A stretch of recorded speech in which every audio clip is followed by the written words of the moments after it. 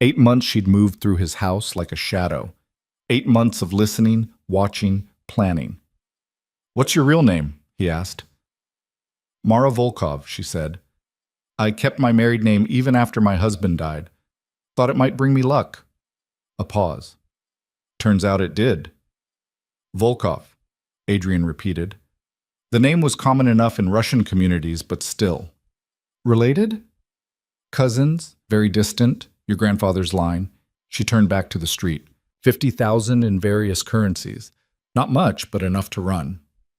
Adrian stood in the middle of the tiny apartment, holding dry clothes, staring at a woman he'd never really seen before.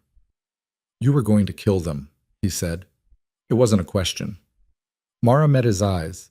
"Yes, poison in Irina's tea, a staged accident for Victor. I had 3 different plans, but then you came home early." A slight smile, cold as winter. "Sometimes luck is better than planning." She pulled out a laptop from beneath the couch. Another prepared resource. "By now, Victor's made the calls. Your captains will be confused, waiting for confirmation. He'll tell them you're delayed, buy himself another 12 hours before announcing the plane crash." Adrian sat across from her. Outside, rain continued to fall, blurring the city into abstract shapes. "He'll need to consolidate quickly," Adrian said, thinking out loud. "Move money, secure loyalties. Viktor Sokolov killed me, Mikhail. But dead men can still pull triggers. The question is, do you want to help me aim?" The rain hammered harder. In the distance, sirens wailed. Police or ambulance, impossible to tell. "Where are you?" Mikhail asked. "Somewhere safe, for now." "The Maid. They're saying you ran with a maid." Word traveled fast. Adrian glanced at Mara, who'd moved to the window, watching the street below. "Her name is Mara," Adrian said. "That gives them almost 24 hours to find us." "Yes." Adrian moved to stand beside her. 4 stories below, the street was empty except for rain. "We'll need to stay invisible until then." "I'm good at invisible," Mara said quietly. They stood in silence, watching the city that wanted them dead. Somewhere out there, Victor was consolidating power. Irina was planning her widow's performance. Soldiers were checking safe houses, calling in favors, hunting. "In the mansion," Adrian said, "when you grabbed my arm, you could have let them find me, could have watched from the shadows, while they put bullets in my skull. Why didn't you?" Mara turned from the window, meeting his eyes. "Because I've spent my whole life being invisible," she said. "Being nothing. And I'm tired of it. Your wife took my mother from me. Your organization spit us out like trash, but you—" She paused. "You said thank you. 3 times in 8 months. That's 3 times more than anyone else in that house. That's a low bar for loyalty." "It's not loyalty." Her voice hardened. "It's alliance. You need someone who knows how to move unseen, who knows this city's bones, who has nothing left to lose. I need someone with the skills and connections to destroy the people who destroyed my family." She extended her hand. "So yes, Mr. Volkov, I saved your life. And now you're going to help me take everything from the people who took everything from me." Adrian looked at her outstretched hand, small, calloused, steady. He took it. "Then we're agreed," he said. "We burn it all down. Together." "Together," Mara confirmed. Thunder cracked overhead, close enough to rattle the windows. The lights flickered, but held. Adrian released her hand and moved to the small couch, finally allowing exhaustion to touch him. His body ached, his mind raced. Somewhere in this city, his wife was sleeping peacefully, probably already spending his money in her mind. Victor was making calls, cementing power. They thought he was dead, they thought they'd won. But the night was long, and dead men made the best hunters. "Get some rest," Mara said, tossing him a blanket from the closet. "I'll take first watch. 4 hours, then we switch." Adrian caught the blanket. "You don't sleep?" "I sleep like a cat, light and ready." She settled into the chair by the window, the laptop open on her knees. "I've had a lot of practice staying alert in dangerous houses." Adrian lay back, the couch barely long enough for his frame. The blanket smelled clean, simple, nothing like the Egyptian cotton sheets in his mansion. His mansion, not anymore. "Mara," he said into the darkness. "Yes?" "Thank you." A pause, then softly, 4 times now. Despite everything, the betrayal, the bullets, the empire crumbling, Adrian felt something like a smile touch his lips. Outside, New York City continued its endless dance of light and shadow, prey and predator, power and ruin. Tomorrow would bring new challenges. Tomorrow they would step into the lion's den and make a deal with an old enemy. But tonight, in a tiny apartment in Hunts Point, a king learned what it meant to fall, and a maid learned what it felt like to rise. The rain continued to fall, washing away the old world, making space for whatever would come next. Dawn broke gray and cold over Hunts Point, light filtering through the dirty window like smoke. Adrian woke to the smell of coffee and the soft click of computer keys. Mara sat in the same position as when he'd fallen asleep, but she'd changed clothes again, different jeans, a worn leather jacket that looked 2 sizes too big. "You didn't sleep," he said, pushing himself upright. "I did. 2 hours." She didn't look up from the screen. "Enough. Coffee's on the counter. Black, no sugar. That's how you take it." Adrian stood, every muscle protesting. He found the cup she'd prepared, the coffee still hot. "You pay attention. It's what kept me alive in your house." She finally looked at him, dark circles under her eyes, but her gaze sharp. "Victor made his announcement an hour ago. You're officially dead. Plane went down 40 miles off the coast of Japan. Mechanical failure. No survivors." Adrian took a long drink of coffee, letting the bitter heat ground him. "He moved faster than I expected." "He had to. Your captains were getting nervous. 3 of them called your personal line overnight." She turned the laptop toward him. On the screen, a news article showed his official photograph, the one from the charity gala 2 years ago, him in a tuxedo, Irina on his arm, both smiling like they owned the world. "Condolences are pouring in. The mayor's office released a statement. Even the FBI pretended to care." Adrian studied his own face on the screen. Dead at 42. That's what the world would remember. A businessman with rumored connections gone too soon, leaving behind a beautiful widow and an uncertain legacy. "Irina's performance?" he asked. Mara clicked to another tab. Security footage from what looked like the mansion's front entrance.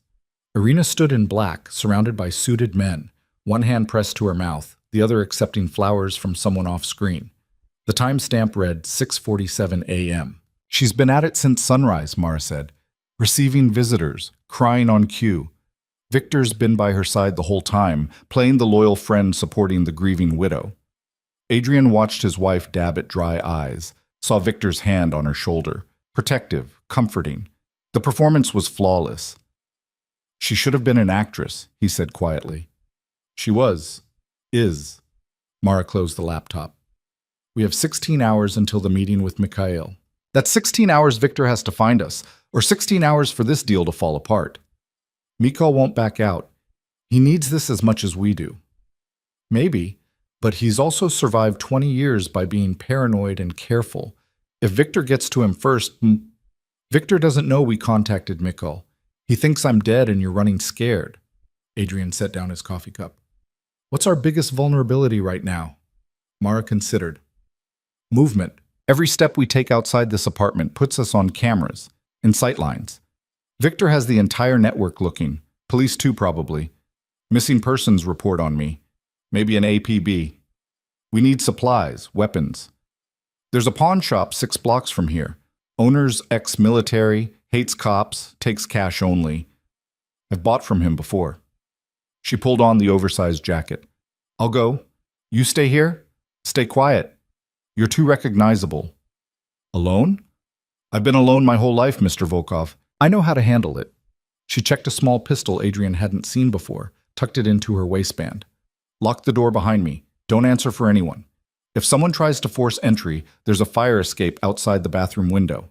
3 buildings east, there's a basement entrance. Code is 4729. Wait there. I'll find you." She moved to the door, paused with her hand on the knob. "If I'm not back in 2 hours," she said, "assume I'm dead or caught. Take the cash behind the coffee, get out of the city. Go to Providence. There's a name in the envelope, Stefan Kozlov, Dmitri's cousin. He owes me a favor.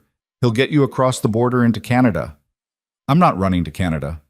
"Then you're an idiot." She pulled open the door. But you're an idiot who's paying me back for saving your life, so don't waste it doing something stupid while I'm gone. The door closed.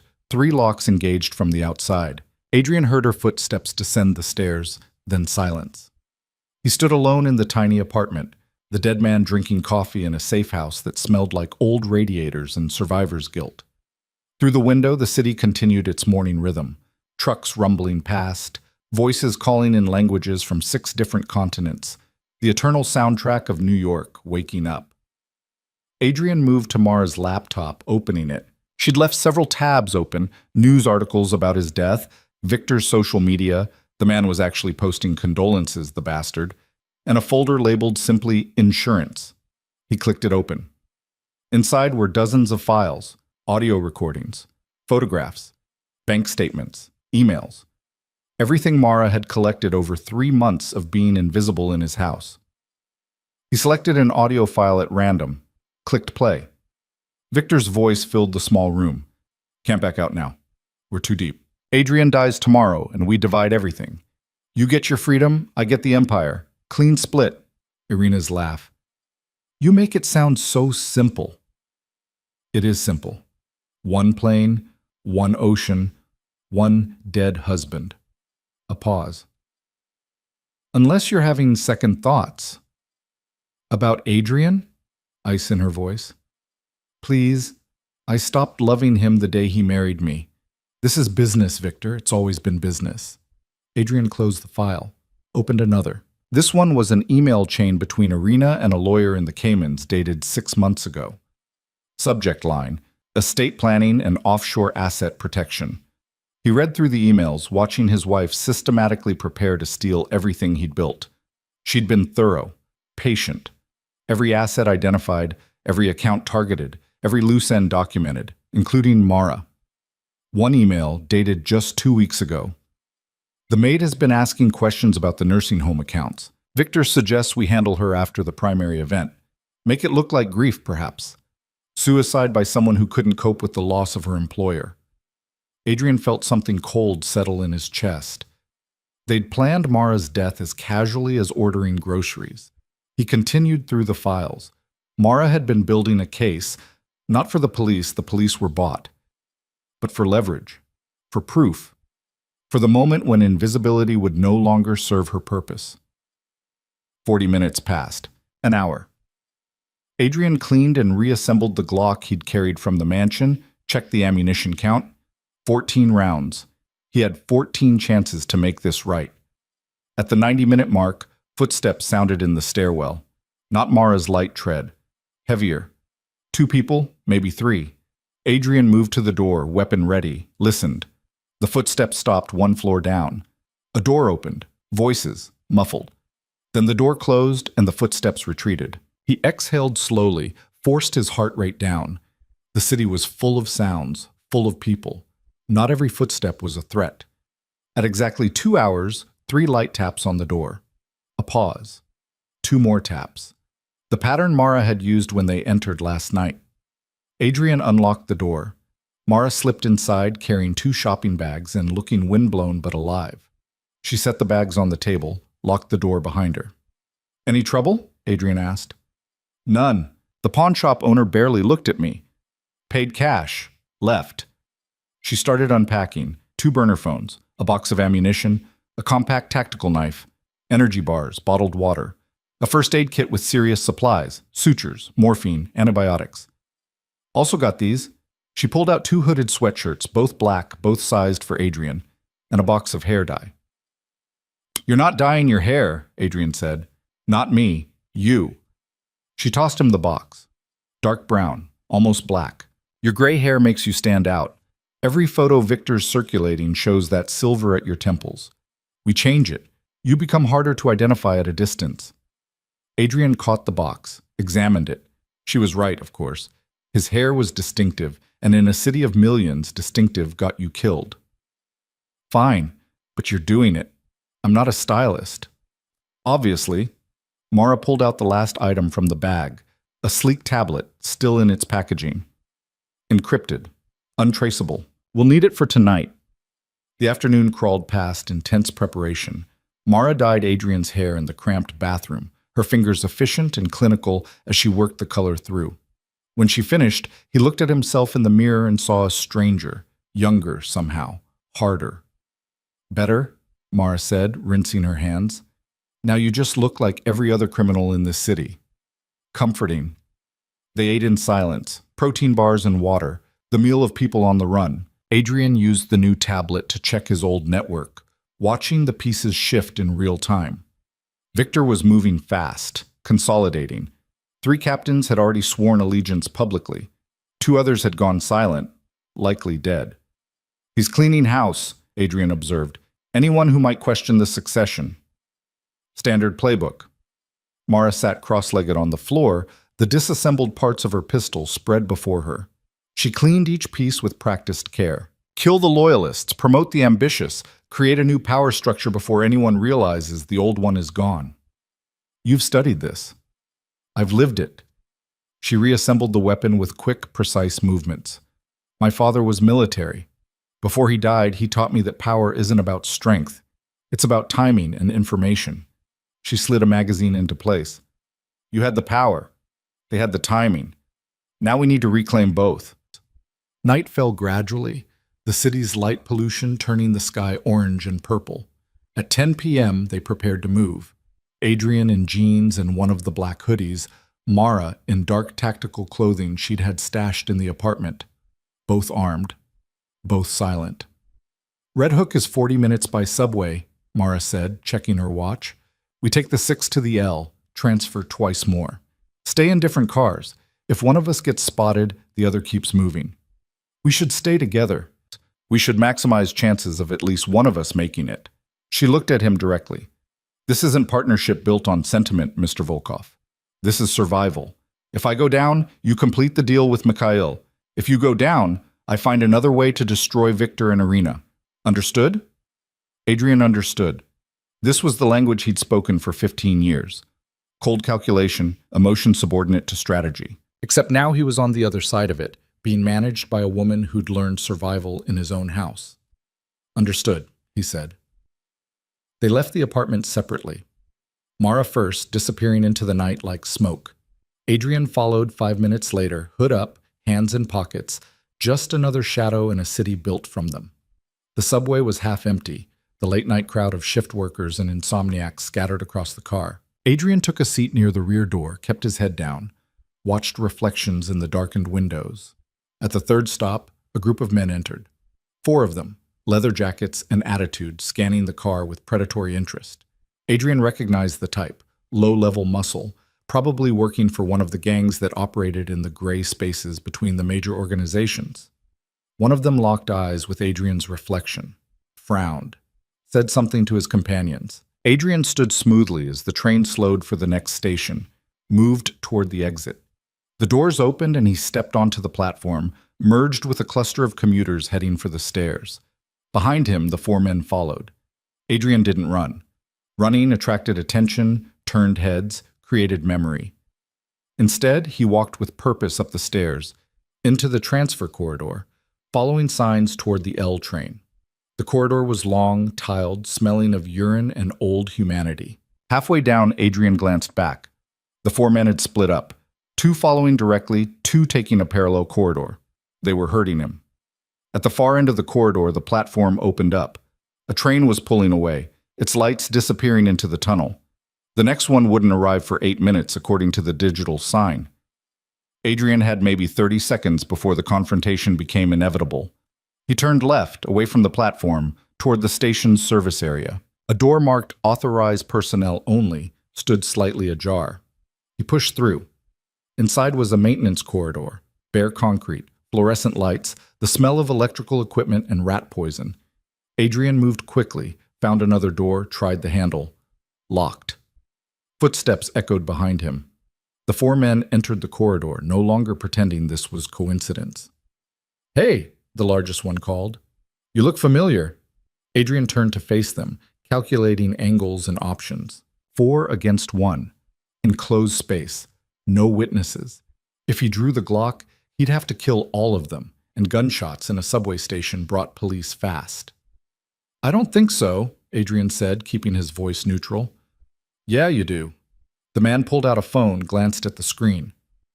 Got a bulletin from uptown. Missing person. Wife's looking for her husband. He showed the screen to his companions. 50 grand reward. Dead or alive. Victor had put a bounty on him. Smart. Turn every small-time criminal in the city into a hunting dog. You've got the wrong person, Adrian said. Sure we do. The man put away his phone, pulled out a knife instead. Which is why you're coming with us. We'll let the lady decide if it's the right face. The other three spread out, blocking any retreat. Adrian measured distances, grip positions, attack vectors. He'd trained for this kind of encounter, had run scenarios in gyms and back alleys. But training was different from reality, and reality involved 4 armed men who'd probably done this before. The large man lunged first, knife leading. Adrian sidestepped, grabbed the extended wrist, and drove his elbow into the man's throat. The knife clattered to the concrete as the man dropped, choking. The second attacker came from the left. Adrian ducked under a wild swing, came up inside the man's guard, and drove 2 quick punches into his solar plexus. The man folded. 3 and 4 attacked together. Adrian blocked one, took a glancing blow from the other that sent pain exploding through his ribs. He spun, kicked the closer man's knee, heard it pop, then grabbed the 4th man's jacket and threw him headfirst into the concrete wall. 15 seconds, 4 men down. Adrian stood breathing hard, ribs screaming, knuckles split. The large man was still conscious, still trying to breathe. Adrian picked up the fallen knife, crouched beside him. Who sent the bulletin? Adrian asked quietly. The man shook his head, eyes watering. Adrian pressed the knife's tip against the man's cheek, just enough to draw blood. Who? Everyone, the man gasped. Came through on all the underground channels. Every crew got the message. 50 grand for Adrian Volkov. Picture's a few years old, but close enough. Where were you supposed to take me? Safe house in Queens, numbers on the bulletin. The man coughed, spat blood. That's all I know, man, I swear. Adrian studied him, judged the truth, then struck him in the temple with the knife's handle. The man went limp. Adrian stood, dropped the knife, and walked back into the corridor. No alarms yet. No police. The city's casual violence absorbed incidents like this every night, processed them into statistics, and moved on. He emerged onto a different platform, caught a train heading toward Brooklyn, sat in a corner seat, hood pulled low, and felt the adrenaline slowly drain into exhausted clarity. Victor had weaponized the entire criminal underground. Every hustler, every gang, every desperate soul in debt now had financial incentive to find Adrian Volkov. 50,000 was life-changing money for people living on margins. The city had become a cage filled with hungry predators. Adrian checked his burner phone. One text from an unknown number. Delayed. Taking alternate route. Proceed to meeting. I'll be there. Mara had run into trouble too. The train rattled through darkness, lights flickering. Adrian watched his reflection in the window. A stranger with dark hair and haunted eyes. A dead man riding the subway to make a deal with an old enemy. Red Hook emerged from the darkness like a forgotten dream. The old brewery sat near the waterfront, a massive brick building that had once produced beer for half the city. Now it stood empty, windows broken, covered in graffiti and the scars of abandonment. Adrian approached from the south, staying in shadows, watching for movement. The area was industrial, mostly deserted at this hour. Perfect place for a meeting. Also perfect place for an ambush. At 5 minutes to midnight, a black SUV pulled up to the brewery's loading dock. 4 men emerged, followed by a 5th figure, tall, broad-shouldered, moving with the confidence of someone who owned the ground he walked on. Mikhail Petrov. Adrian had seen him before, at a distance, during the territorial negotiations that had prevented open war. Up close, Mikhail looked like what he was, a man who'd clawed his way up from the docks through sheer brutality and strategic intelligence. Scarred face, gray beard, eyes that missed nothing. Adrian stepped out of the shadows, hands visible, empty. Mikhail's men immediately drew weapons, pistols, and submachine guns, all pointed at Adrian's chest. "Hold," Mikhail said quietly. His voice carried weight. The weapons stayed up, but fingers moved off triggers. "Adrian Volkov, you look different with dark hair." Felt like a change. "I imagine so. Death will do that." Mikhail lit a cigarette, the flame briefly illuminating his face. Where's the maid? Coming. Ran into complications. Complications. Mikhail took a drag, exhaled smoke into the cold night air. Victor put a bounty on your head. 50,000. Every thug in the city's looking for you. That's significant complications. Victor's afraid. Victor's smart. He knows you're the only threat to his consolidation. Mikhail gestured to the brewery entrance. Inside, we have privacy there. The building's interior was exactly what Adrian expected. Gutted, graffitied, home to rats and memories. Mikhail's men set up portable lights, creating a circle of illumination in the vast darkness. You offered me half your empire, Mikhail said, getting straight to business. Everything north of Harlem, Russian connections, territory and infrastructure, in exchange for helping you destroy Viktor Sokolov. Yes. That's a generous offer, which makes me wonder what's wrong with it. Mikhail flicked ash onto the concrete floor. Viktor's consolidated quickly. By tomorrow, he'll have complete control of your network. Your captains are falling in line. Your resources are being redistributed. What makes you think you can take any of it back? Because Viktor made one critical mistake, a voice said from the darkness. Mara stepped into the light, appearing like she'd materialized from shadows. Her jacket was torn, blood on her face, but her eyes were clear and her weapon was steady in her hand. Mikhail's men immediately raised their guns again. Mara didn't flinch. Lower them, Mikhail said, studying her. You're late. Ran into 8 of Viktor's men on the L train. Had to convince them to let me pass. She moved to stand beside Adrian. Viktor's mistake was leaving witnesses who understand how his mind works. You're the maid. I was the maid. Now I'm the person who knows where Viktor buried every secret, hid every dollar, and made every deal he doesn't want exposed. Mara pulled out a USB drive from her jacket. This contains audio recordings, financial statements, and video evidence of Viktor Sokolov ordering murders, laundering money, and planning Adrian's assassination. It's enough to bring down his entire operation. Mikhail took the drive, turned it over in his scarred fingers. Why give this to me? Because information without enforcement is worthless, Mara said. You have the soldiers, you have the infrastructure outside Viktor's control. You have everything we need to turn this evidence into action. And what do you get? Revenge, Mara said simply. Against Viktor and Irina both. They killed my mother. They tried to kill me. I want them destroyed completely. No prison, no exile, just gone. Mikhail looked between them. The fallen king and the vengeful maid, both bloody, both desperate, both absolutely serious. You understand what you're asking, Mikhail said. Open war. Viktor has 200 soldiers minimum, maybe more by tomorrow. My organization is strong, but not invincible. People will die. People are already dying, Adrian said. Viktor's cleaning house, eliminating anyone who might question his authority. You think he'll stop at my empire? He's already moving on your territory. Give him 6 months and he'll control everything from Boston to Philadelphia. The question isn't whether there'll be war. The question is whether you fight now, when you have allies and leverage, or later, when you're alone.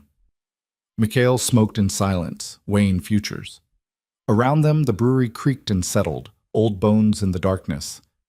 Half the empire, Mikhail finally said. Everything north of Harlem. Full operational control, no interference from you.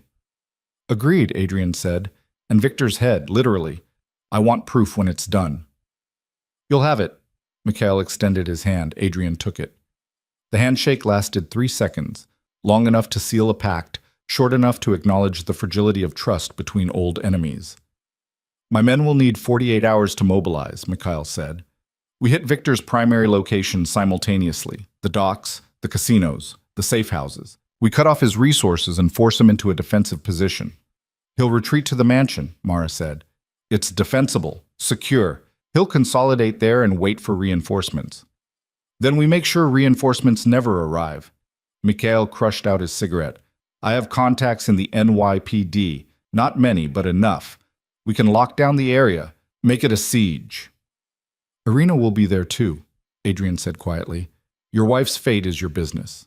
I have no interest in her beyond neutralizing her as a threat. Mikhail checked his watch. It's late.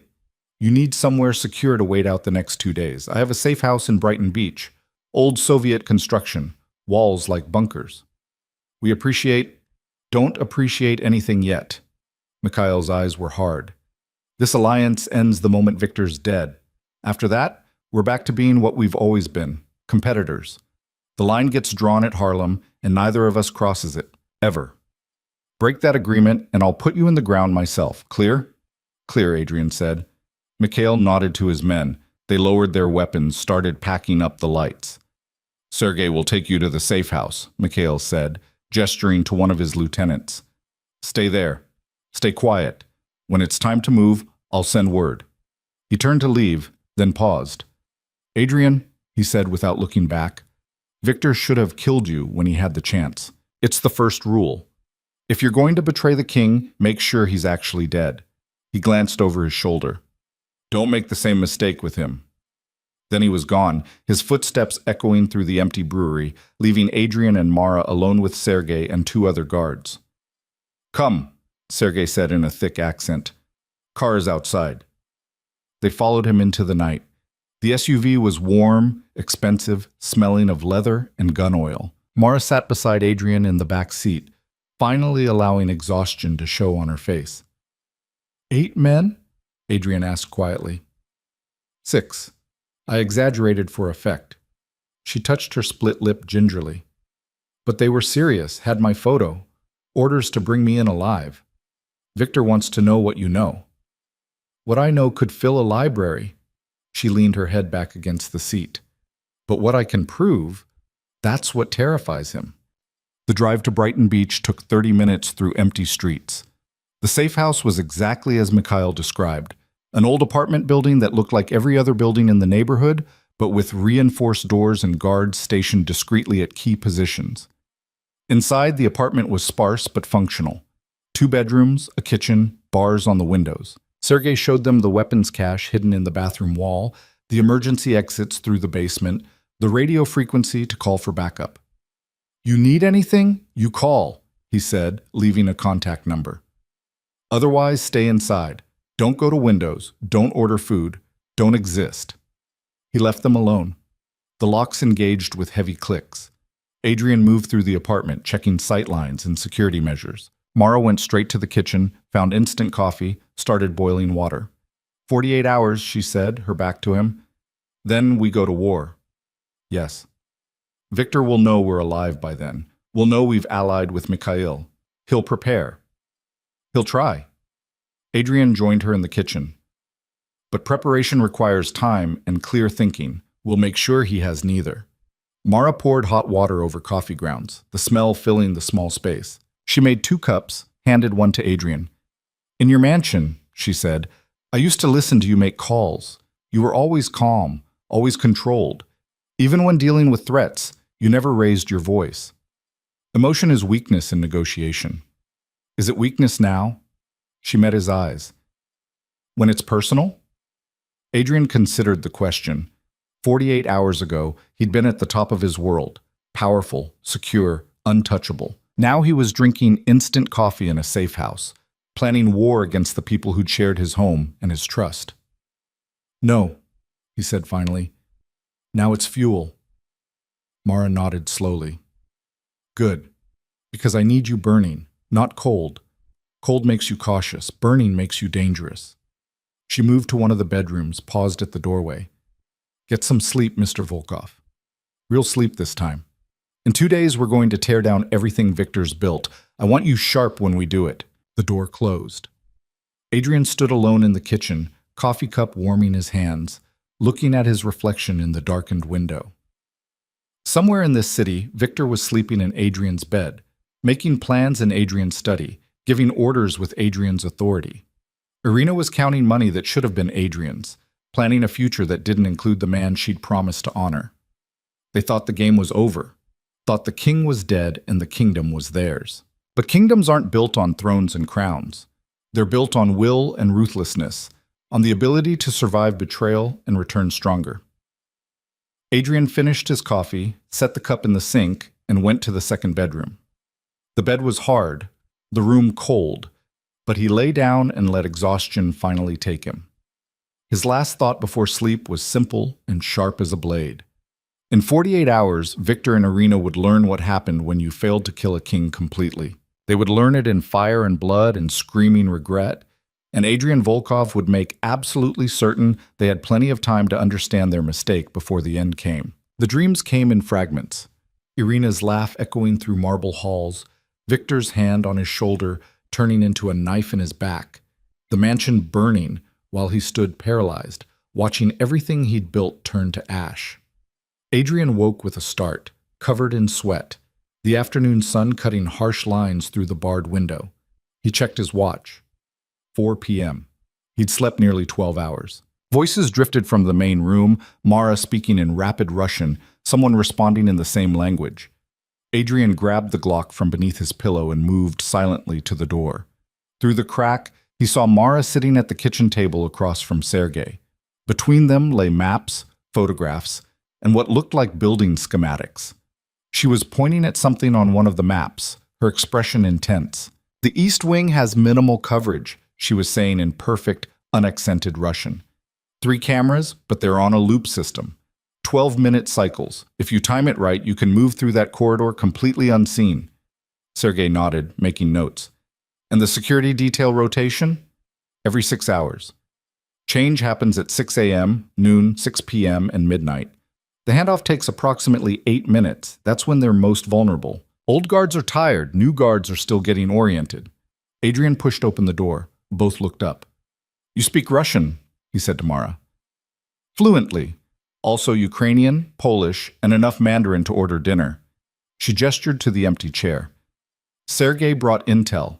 We've been cross-referencing with what I know about the mansion's security." Adrian sat, studying the materials spread across the table. Satellite photos of his estate, guard rotation schedules, camera placements. Someone had done extensive reconnaissance. "Mikhail's been watching your house for 2 years," Sergei explained.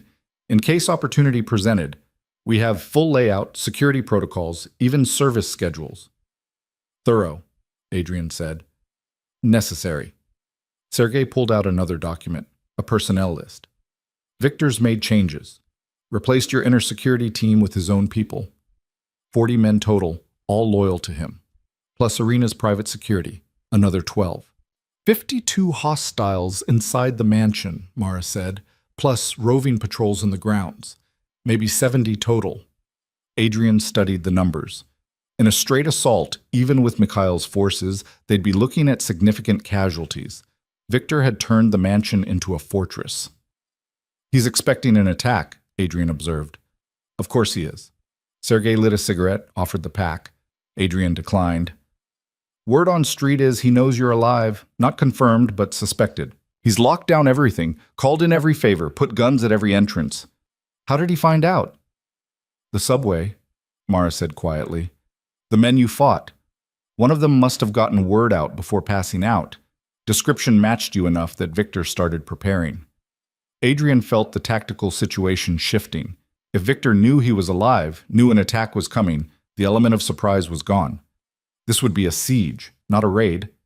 "Mikhail's plan?" he asked Sergei. "Hit hard, hit everywhere. Draw out Victor's forces, spread them thin, then concentrate on the mansion." Sergei stubbed out his cigarette, half-smoked. "But Mikhail wants your input. You know Victor's thinking. How will he respond?" Adrian closed his eyes, visualizing the battlefield. Victor was smart, trained, paranoid. He'd anticipate a frontal assault, would prepare defenses accordingly. But Victor also had a weakness: arrogance. He'd spent 15 years as second in command, always believing he was smarter than everyone else. That arrogance created blind spots. "Victor will expect us to hit his supply lines first," Adrian said, opening his eyes. "Cut off reinforcements, isolate the mansion. Standard siege tactics. So he'll over-defend the periphery and assume the mansion itself is impenetrable." "And if we do the opposite?" Mara asked, following his logic. "If we hit the mansion first, hard and fast, while simultaneously cutting his lines of communication," Adrian traced a route on the map. "He'll be trapped inside with no way to call for backup. His outer forces will be scattered, confused, leaderless." Sergei frowned. "That's high risk. If we commit to the mansion and fail to breach quickly, we're exposed." "We won't fail." Adrian looked at Mara. Because we're not going through the front door. Understanding dawned in her eyes. The tunnels. What tunnels? Sergei demanded. Mara pulled the mansion schematic closer, pointing to the basement level. The service tunnels I used to get Adrian out. They run beneath the entire estate, connecting to the old bootlegger network. Victor doesn't know about them. They're not on any modern blueprints. You're certain? I watched him order a complete security audit 3 months ago. They swept every inch of the house, every camera, every sensor. But they never went below the basement level. As far as Victor knows, there's just foundation down there. Mara's smile was cold. He has no idea there's an entire underground highway beneath his feet. Sergei studied the schematic, calculating. How many men can move through these tunnels? Single file, maybe 2 abreast in the wider sections. Call it 20 men maximum before you risk exposure. Mara traced the tunnel routes with her finger. But 20 men coming up inside the mansion while Victor's forces are focused outward, that's enough to create chaos. More than enough, Adrian agreed. We come up in the old wine cellar. It's isolated, rarely used. From there, it's 30 feet to the main staircase. We take that. We control the vertical movement through the entire house. Sergei pulled out his phone, started typing rapidly. I need to tell Mikhail. This changes the operational plan completely. While Sergei made calls and clipped Russian, Adrian stood and moved to the window. Through the bars, Brighton Beach sprawled, a slice of old Soviet Union transplanted to American soil. Signs in Cyrillic, women in headscarves, men smoking on stoops. A world within a world. Mara joined him, standing close enough that he could smell gun oil and the cheap shampoo from the safe house. You're thinking about her, she said quietly. Who? Irina. Whether you can actually do it when the moment comes. Adrian watched an old woman cross the street below, carrying shopping bags that looked too heavy for her frame. I've killed before. For business, for territory, for survival. It's never been personal. And now it is. Now it is. He turned to face her. Does that bother you? Mara considered the question. My mother died alone in a county hospital because your wife decided she wasn't worth the money to keep alive. 3 weeks of suffering, calling for me, and I couldn't even afford to miss work to be there because Irina threatened to fire me if I took time off. Her voice remained steady, but her eyes burned. So no, Mr. Volkov, it doesn't bother me. I'll pull the trigger myself if you can't. Sergei ended his call, turned to them. Mikhail approves the plan. We move tomorrow night, 2200 hours. That's fast, Adrian said. Has to be. Victor's consolidating. Every hour we wait, he gets stronger. Sergei checked his weapon, a well-maintained pistol that had seen serious use. Mikhail's mobilizing everyone. 60 men for the assault team, another 40 for perimeter control and communications disruption. He's also calling in markers with the police. We'll have a 1-hour window where emergency response will be mysteriously delayed. And after that hour? After that, we're on our own, which means we need to be done and gone before the cavalry arrives. Sergei holstered his weapon. Mikhail wants you both at the warehouse by 2000 hours tomorrow. Final briefing, equipment distribution, synchronization. He moved toward the door, paused.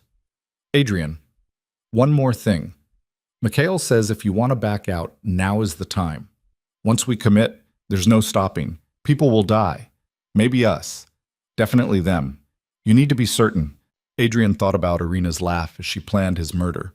Victor's hand on her shoulder, protective and possessive. The casual way they'd discussed killing Mara like she was nothing. I'm certain, he said. Sergei nodded once and left. The locks engaged behind him. Alone again, Adrian and Mara stood in the apartment that smelled like old radiators and borrowed time. Outside, the afternoon was fading toward evening, the city preparing for another night of endless movement and silent violence. 24 hours, Mara said. Then it's over, one way or another. You should leave, Adrian told her. You've done enough. Saved my life, provided the intel, made the connections. Take the money from your apartment and disappear. Start over somewhere Victor and Irina can never reach. She laughed, sharp and humorless. And miss watching them pay? Not a chance. You could die tomorrow. I could die today.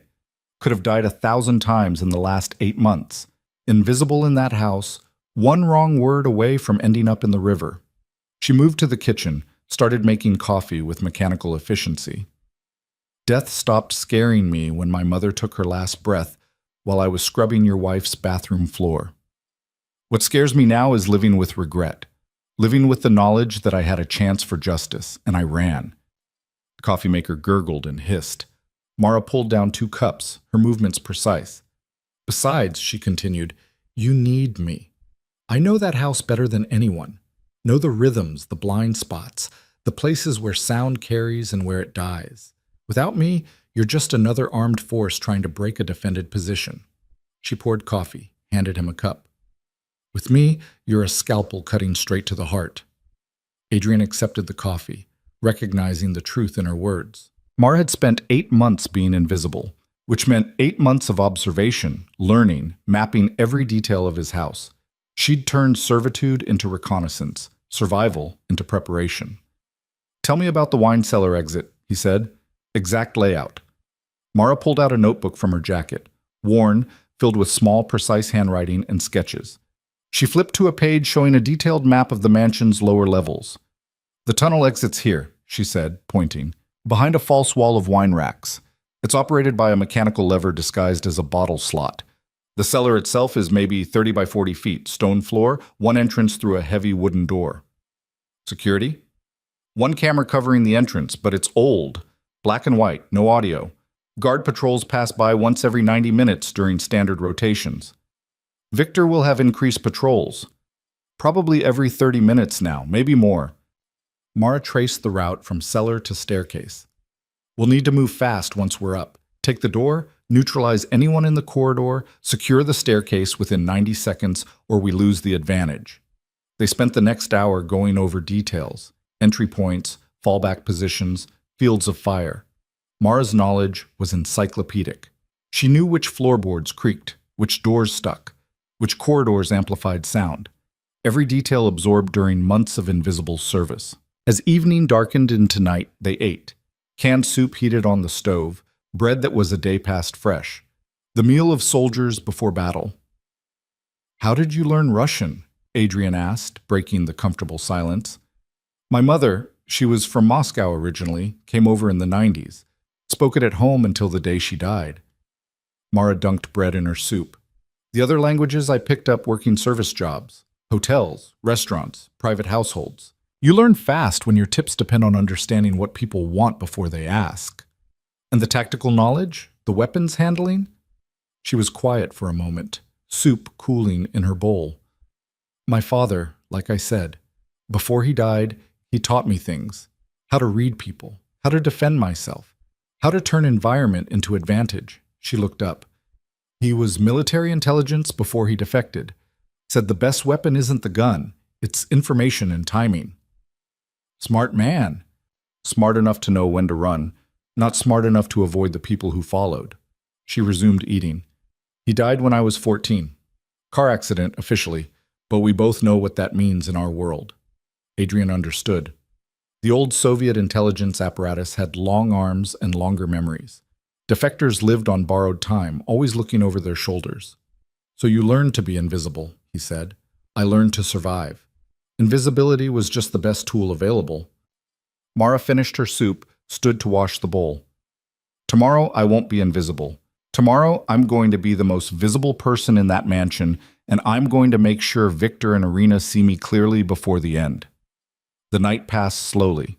Adrian cleaned weapons while Mara studied maps and guard rotations, both of them preparing with the focus of people who understood that details meant the difference between living and dying. Around midnight, Sergei returned with equipment, body armor, tactical clothing, extra ammunition, communication devices.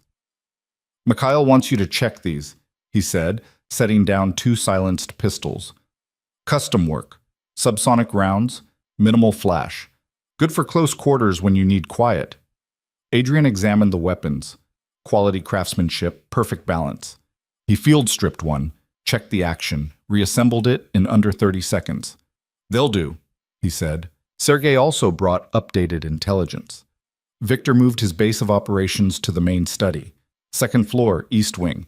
He's sleeping there too, has a cot set up. Paranoid about being caught in the bedroom. Smart, Mara observed. The study has multiple exits and reinforced doors, better defensive position. Makes it harder to reach him, Adrian countered. Or easier. Mara traced the floor plan. If everyone knows that's where he is, that's where the defenses concentrate. The rest of the house becomes secondary priority. She's right, Sergei said. Our reconnaissance shows most of the security focused on the second floor east wing. The rest is standard patrols. They talked through scenarios until 3 a.m., when Sergei finally left them alone again. Adrian tried to sleep, but his mind kept churning through tactical problems and personal questions. Somewhere in that house, Victor was probably doing the same. Two chess players imagining the moves ahead, each trying to anticipate the other's strategy. Morning came gray and cold.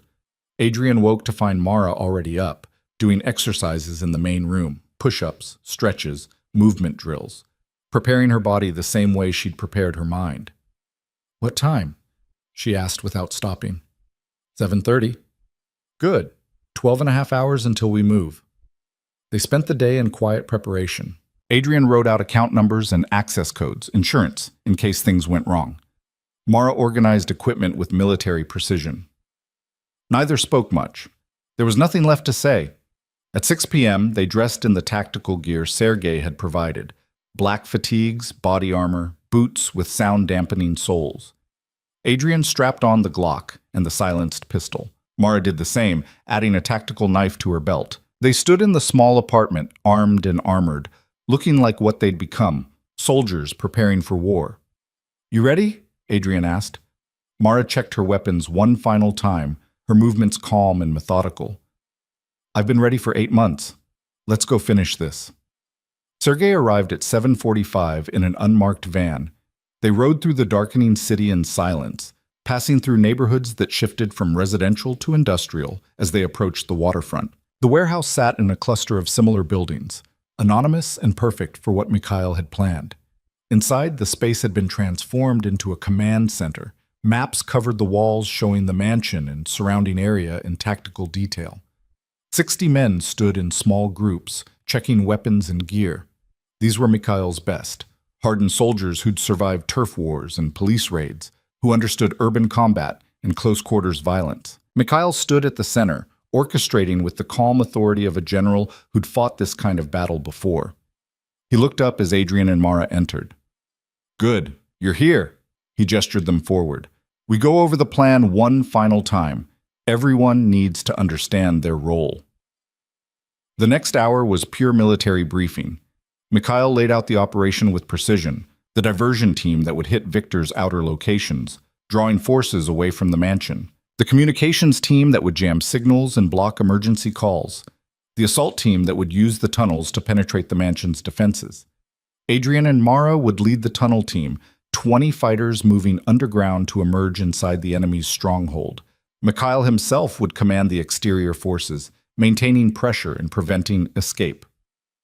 "Timing is everything," Mikhail emphasized, pointing at synchronized watches distributed to each team leader. "The diversion starts at 2200 hours exactly. That gives you 20 minutes to move through the tunnels and position at the cellar exit.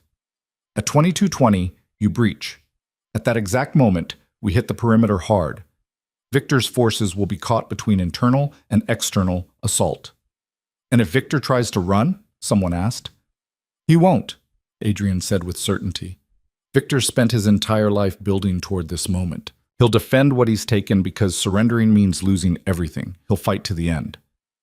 "Then we make sure the end comes quickly." Mikhail checked his watch. 1 hour to position. Final equipment check. No phones. No unnecessary communication. Once we move, we're dark until it's over. The warehouse filled with the sounds of final preparation. Magazines being loaded, armor being adjusted, whispered conversations in Russian and English. These men knew the stakes. Some would die tonight.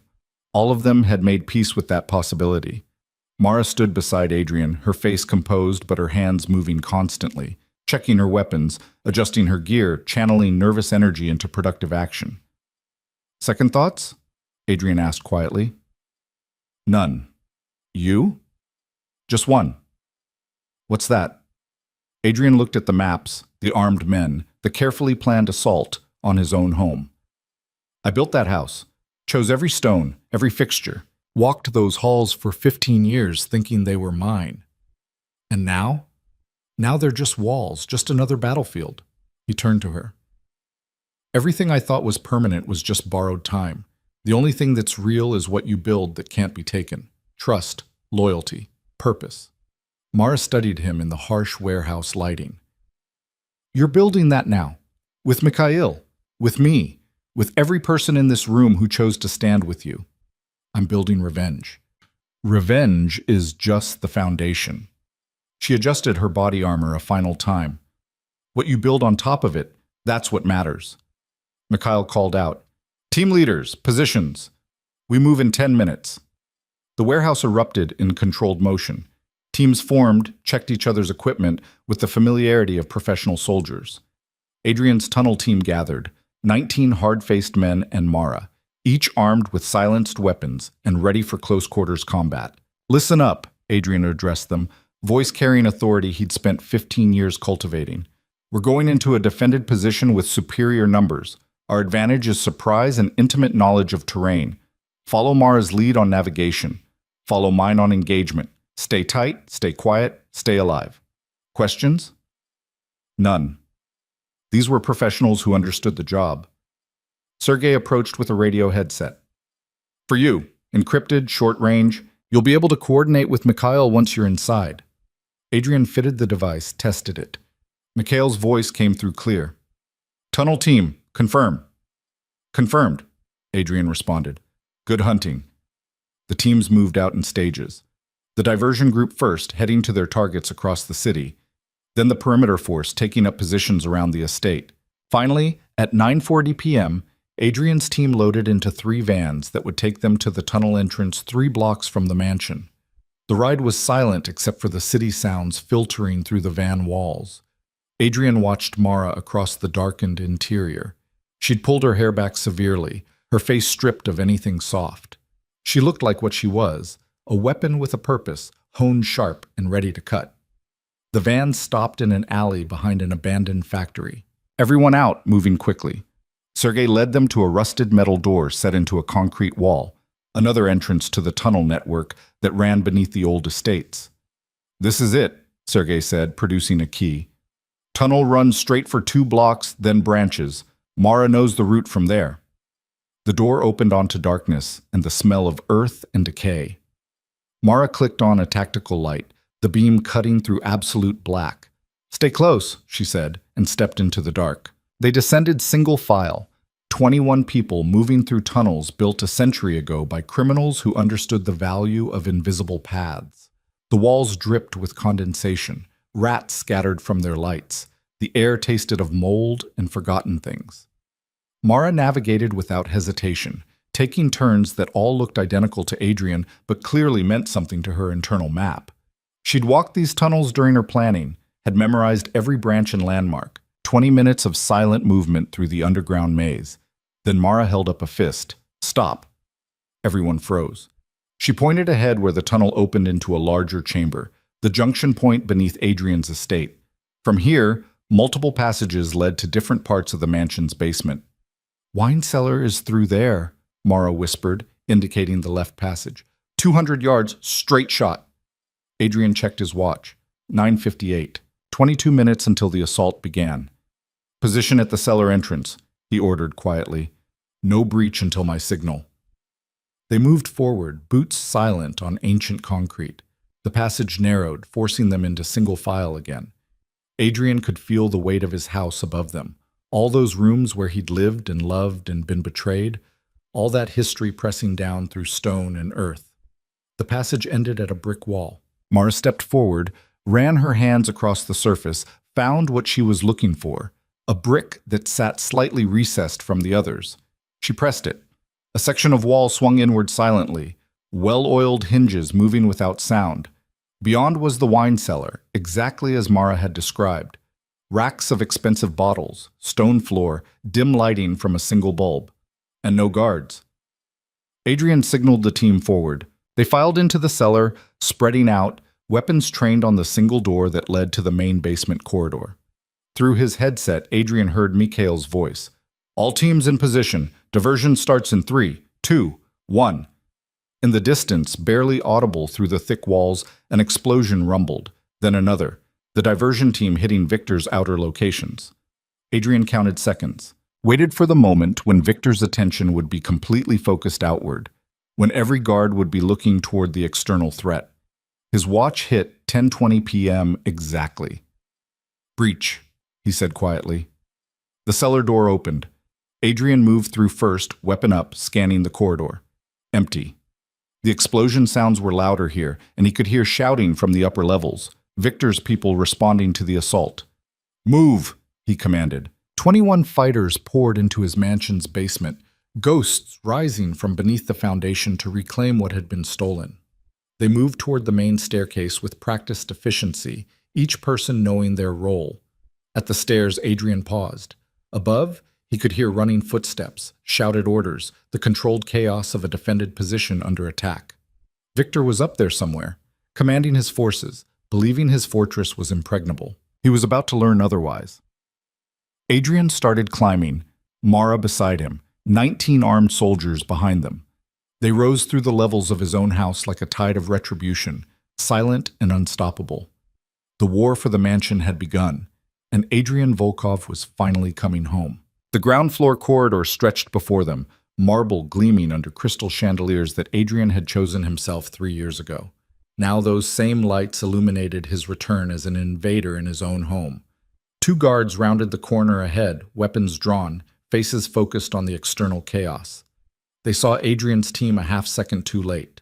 Mara fired twice, suppressed shots that sounded like sharp coughs. Both guards dropped without a sound. "Drag them into the study," Adrian ordered.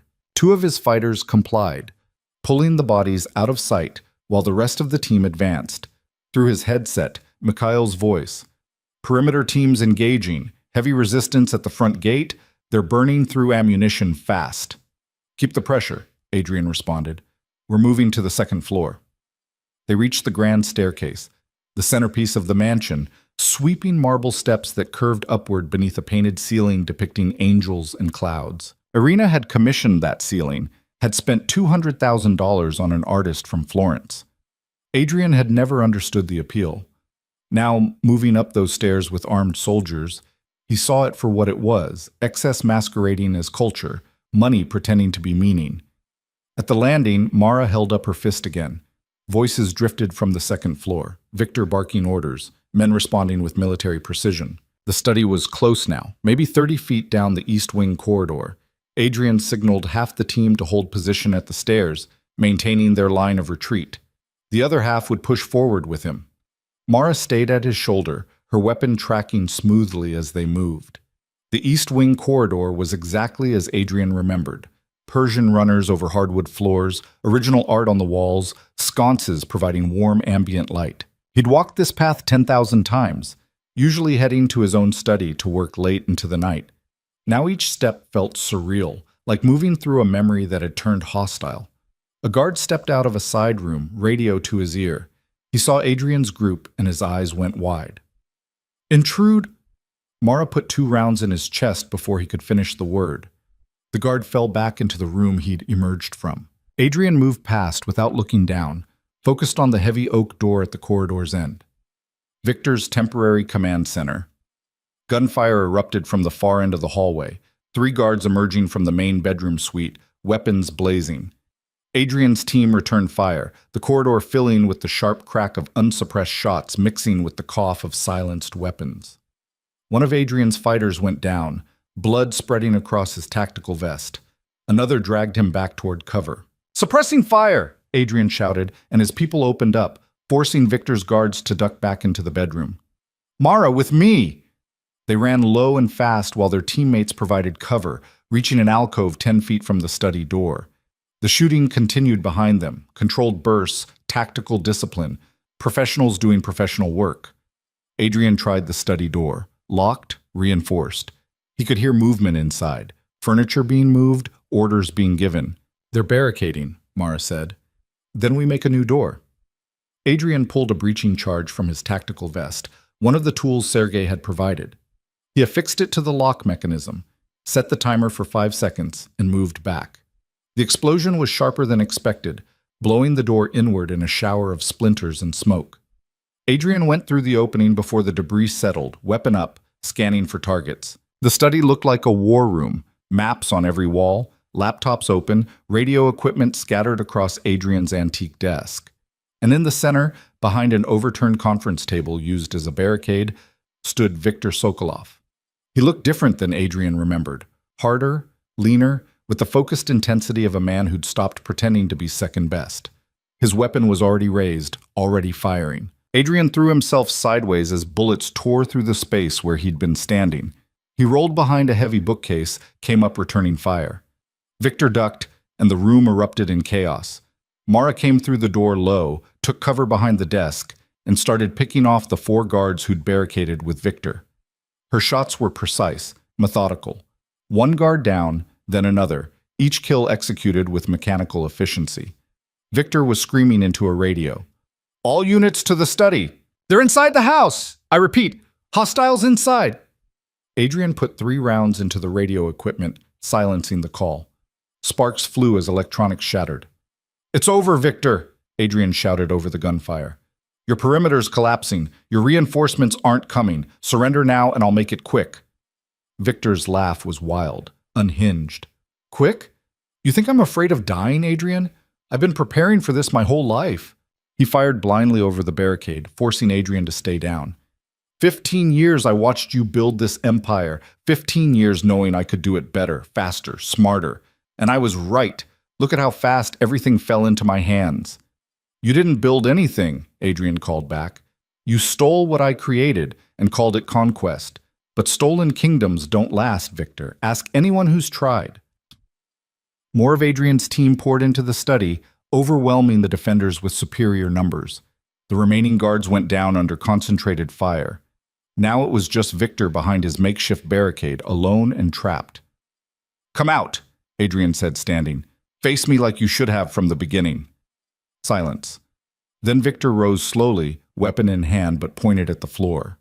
His face was flushed, eyes bright with something between rage and exhilaration.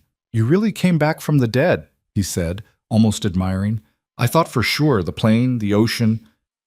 "I was never on the plane, Viktor. I came home early, heard everything." Adrian kept his weapon trained on his former friend's chest. "Your plan, Irina's betrayal, the whole performance." Viktor's expression shifted, calculation replacing bravado. "Then you know why. You know what you became, Adrian, comfortable, soft, obsessed with legitimacy and respectability. You lost the edge that built this empire. So you decided to take it. I decided to save it." Viktor's grip tightened on his weapon. "Another 5 years of your leadership and we'd have been absorbed by the bigger organizations. You were making us weak, Adrian. I did what needed to be done. You murdered your brother. I killed a king who'd forgotten how to rule." Viktor's weapon started to rise. "And I'd do it Mara shot him. The sound was almost gentle, a suppressed round that entered Viktor's shoulder and spun him sideways. His weapon clattered to the floor. He grabbed at the wound, blood pouring between his fingers, shock replacing the fervor in his eyes. "That's for my mother," Mara said coldly, stepping forward. "For every person your ambition crushed. For thinking you could plan my death like it was nothing." Viktor slumped against the wall, sliding down to a sitting position. "The Maid," he gasped, recognition finally dawning. You were always there, watching." "Always," Mara confirmed. "And you never saw me. None of you did. That was your first mistake." Adrian moved closer, standing over the man who'd been his friend, his second, his betrayer. Viktor looked smaller now, diminished by pain and failure. "Where's Irina?" Adrian asked. Viktor laughed wetly, blood on his teeth. "You think I'm telling you anything? You're going to kill me anyway." Yes, but I can make it matter, or I can make it meaningless. Your choice." Viktor met his eyes, and in that moment Adrian saw the truth. Viktor had always been competing, always measuring himself against the king, always wanting to prove he was better. Even now, bleeding out, he was still trying to win. "Master bedroom," Viktor said finally. "She's locked in with her personal security, thinks she's safe there until this blows over." A bitter smile. "Tell her I said she never loved either of us. Just the power." Adrian nodded once. "Mara." She raised her weapon. Victor closed his eyes. The shot was clean. Final. 15 years of friendship and betrayal ending in a converted study surrounded by stolen maps and broken equipment. Adrian felt nothing. No satisfaction, no regret, just the cold acknowledgement that one threat was neutralized and another remained. Team status, he said into his headset. Mikhail's voice came back immediately. Perimeter secured. 32 hostiles down, 8 surrendered. We're mopping up the grounds now. How's the interior? Victor's dead. Moving on the master bedroom now. Irina's barricaded with security detail. Need support? Negative. We've got this. Adrian surveyed his team. 2 wounded, 1 seriously, but the rest combat ready. Secure the ground floor and make sure no one gets out. Understood. And Adrian, we've got maybe 20 minutes before police response gets too heavy to ignore. Whatever you're doing, do it fast. Adrian led his team back into the corridor. The guard positions they'd fought past earlier were now secured by his people, bodies removed, defensive positions established. They moved quickly toward the mansion's west wing, where the master bedroom dominated an entire corner of the second floor. The bedroom where he'd slept beside Irina for 12 years, where they'd shared mornings and secrets, where she'd kissed him goodbye before he left for Tokyo 3 days ago, where she'd probably celebrated with Victor the moment the door closed behind him. The hallway leading to the bedroom was eerily quiet. Too quiet. Adrian held up a fist, stopping the team. Mara, what's the approach? She studied the corridor, her expression troubled. There should be guards. Irina never went anywhere without at least 2 of her security detail in visual range. Maybe they abandoned her when they heard Victor was dead. Maybe, but Mara didn't sound convinced. Or maybe it's a trap. Adrian moved forward cautiously, weapon sweeping corners. The bedroom door stood closed, light showing beneath it. He could hear voices inside, Irina giving orders, men responding. At least 4 people, maybe more.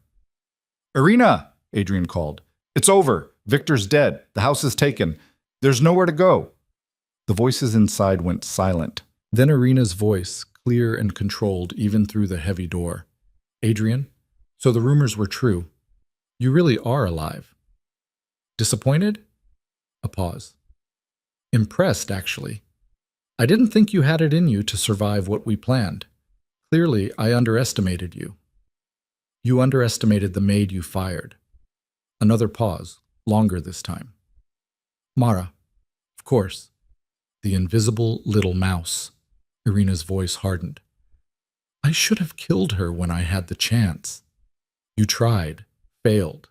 Adrian signaled his team to position for breach. Open the door, Irina. Come out.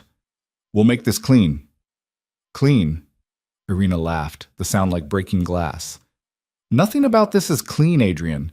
You built an empire on blood and you're shocked when it demands more blood? Don't pretend to be righteous now. I'm not pretending anything. I know what I am. Question is, do you? I know exactly what I am.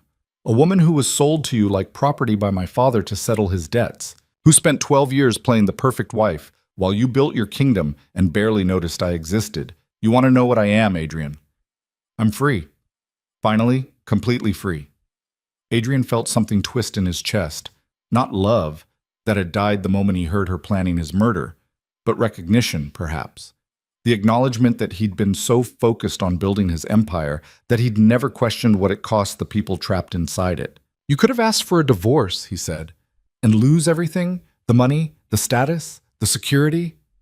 Irina's voice dripped contempt. You don't divorce men like you, Adrian. You survive them. And when opportunity presents itself, you take it. Victor was your opportunity. Victor was an ambitious fool who thought he loved me. Easy to manipulate. Easy to aim. A sound like furniture moving. But useful, I'll admit. He did the hard work while I prepared to enjoy the rewards. Those rewards are gone now. Everything you planned, everything you stole, it's over. Is it? Irina's voice changed, became almost playful. You're standing outside my door with guns, playing at justice. But you haven't thought this through, have you? I've thought it through fine. Have you? Because I'm in here with 5 armed men who are very loyal and very well paid. You try to breach this door, we'll cut you down before you cross the threshold. You wait outside, Eventually the police will arrive, and we'll all have very interesting conversations about what happened here tonight. Either way, Adrian, you lose. Adrian looked at Mara, who was studying the door with tactical focus. She made a small gesture, pointed to the walls, then to herself, then held up 3 fingers. 3 minutes. She had a plan. You're right, Adrian said loudly. This is a stalemate, so let's talk terms. Terms? Irina sounded amused. What terms could you possibly offer that I'd accept? Safe passage. You and your security walk out of here alive. I keep the house. You keep your life. Clean separation. Irina laughed. And I'm supposed to trust you? The man whose empire I tried to steal, whose death I planned? Adrian, even you aren't that naive. While she talked, Mara had moved silently down the corridor to a service access panel. She pried it open, disappeared inside. 2 of Adrian's team followed her. Then what do you want? Adrian asked, keeping Irina engaged. We can't stay here forever. I want what I've always wanted, freedom and security. Give me 20 million in clean currency, transportation to the airport, and 12 hours head start. After that, we never see each other again. 20 million. A bargain considering what I was going to take. Think of it as a divorce settlement. Papers rustled. I have the account numbers ready. Transfer the money, I'll confirm receipt, and we walk away. Everyone lives. You get your house back, I get my freedom. Simple. Adrian checked his watch. Mara had been gone 90 seconds. Whatever she was doing, she needed more time. That's a lot of money to wire in the middle of a firefight, he said. You're Adrian Volkov. You've made bigger transfers during business dinners. Irina's voice was confident now, sensing advantage. 10 minutes, Adrian. That's all it takes. 10 minutes and this ends without more blood. And if I refuse? Then we wait for the police and you explain why you assaulted your own home with a private army. Explain the bodies downstairs. Explain Victor's corpse in your study. I'm the grieving widow whose husband was killed by his former boss in some criminal dispute. You're the violent criminal whose empire is collapsing. Who do you think the authorities will believe? She had a point. Mikhail's arrangement with the police would only hold for so long. Every minute that passed brought official response closer.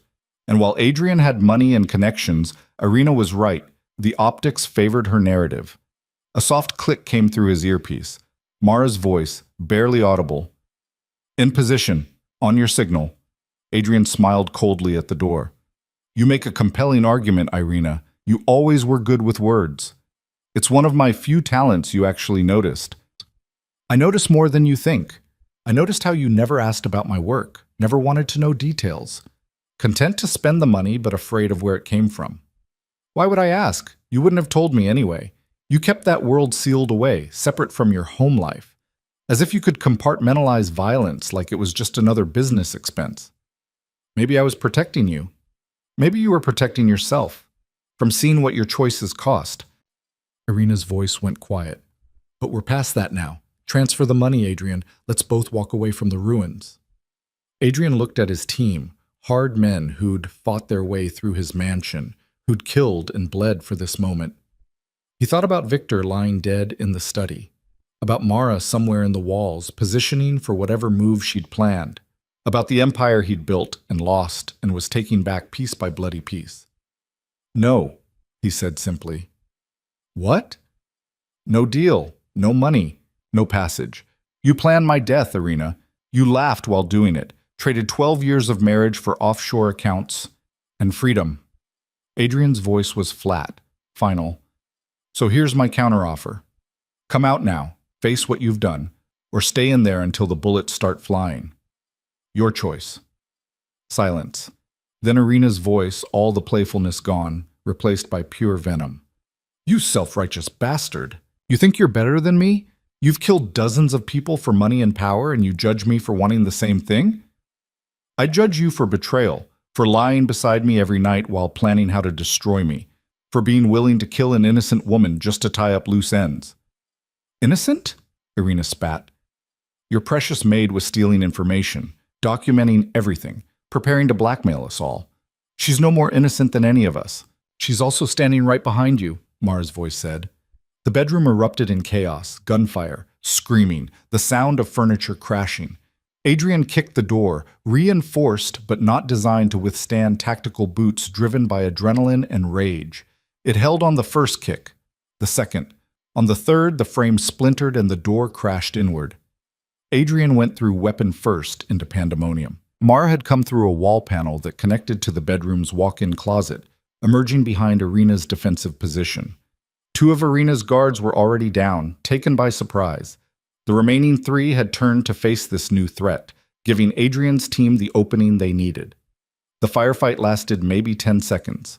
Brutal, close-quarters violence in a room filled with silk and gold. When it ended, all 5 of Irina's security detail lay dead or dying, and the bedroom Adrian had shared with his wife looked like an abattoir. Irina stood in the center of the destruction, untouched, frozen in shock. She wore a designer dress, pearls at her throat, her hair perfect despite the chaos. Even now, she looked like she belonged in a magazine spread rather than a war zone. "Hello, Irina," Mara said, stepping over a body. "Remember me? The furniture you forgot to notice?" Irina's eyes focused on Mara, recognition and hatred warring in her expression. "You pathetic little—" Mara hit her. Not a slap, a full punch that snapped Irina's head sideways and sent her stumbling into the wall. Blood trickled from her split lip, shocking red against porcelain skin. "That's for my mother," Mara said. "For every order you gave that made her life harder. For the nursing home you threw her out of. For thinking people like us were disposable." Irina touched her lip, looked at the blood on her fingers with disbelief. "Adrian," she said, turning to him, "are you going to let your servant assault me?" "She's not my servant, she's my partner." Adrian moved closer, studying the woman he'd been married to. "And you're not my wife. You're just someone I was stupid enough to trust." "Trust?" Irina laughed bitterly. "You trusted your empire more than you ever trusted me. Your deals, your territory, your reputation, that's what you loved. I was just an accessory, a pretty face to bring to charity galas. You could have left, any time. And go where? Do what? I was 23 when we married, Adrian. 23, with no education, and a father who'd already spent my future settling his gambling debts. You think I had choices? You think I wanted this life?" She gestured at the room, the bodies, the blood. "I made the best of what I was given, just like you did." "The best?" Mara's voice was cold. "You killed people. Not in self-defense, not in some territorial war. You killed them because it was convenient, because they were in your way." "Welcome to the world your boss built," Irina shot back. "You think Adrian's hands are clean? Ask him how many people died so he could build this empire. Ask him about the families destroyed, the lives ruined. At least I'm honest about what I am. He pretends to be something better." Adrian felt the accusation land because it was true. He'd built his empire on violence and exploitation, had climbed to power over the bodies of rivals and obstacles. He'd told himself it was business, necessary, the way of the world. But standing in his bedroom, surrounded by corpses, looking at the woman who'd learned those lessons too well, he couldn't pretend anymore. "You're right," he said quietly. "I'm not better than you. I taught you these rules, showed you how the game is played. But there's one difference, Irina." "What's that?" "I'm the one still holding the gun." Irina's composure finally cracked. Fear showed through, raw and real. "Adrian, please. We can still make a deal. Half of what I asked. 10 million. 5. Anything. Just let me walk away." "Like you were going to let me walk away? Like you were going to let Mara walk away?" Adrian shook his head.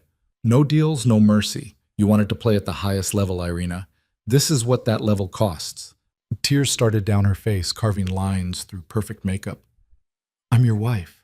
We stood before witnesses and swore vows you never meant. That makes it worse, not better." Adrian looked at Mara. "Your call. You've earned this more than anyone." Mara raised her weapon, pointed it at Irina's chest. The room went absolutely silent except for Irina's ragged breathing. "Please," Irina whispered. "Please, I'm sorry. I'm sorry about your mother, about everything.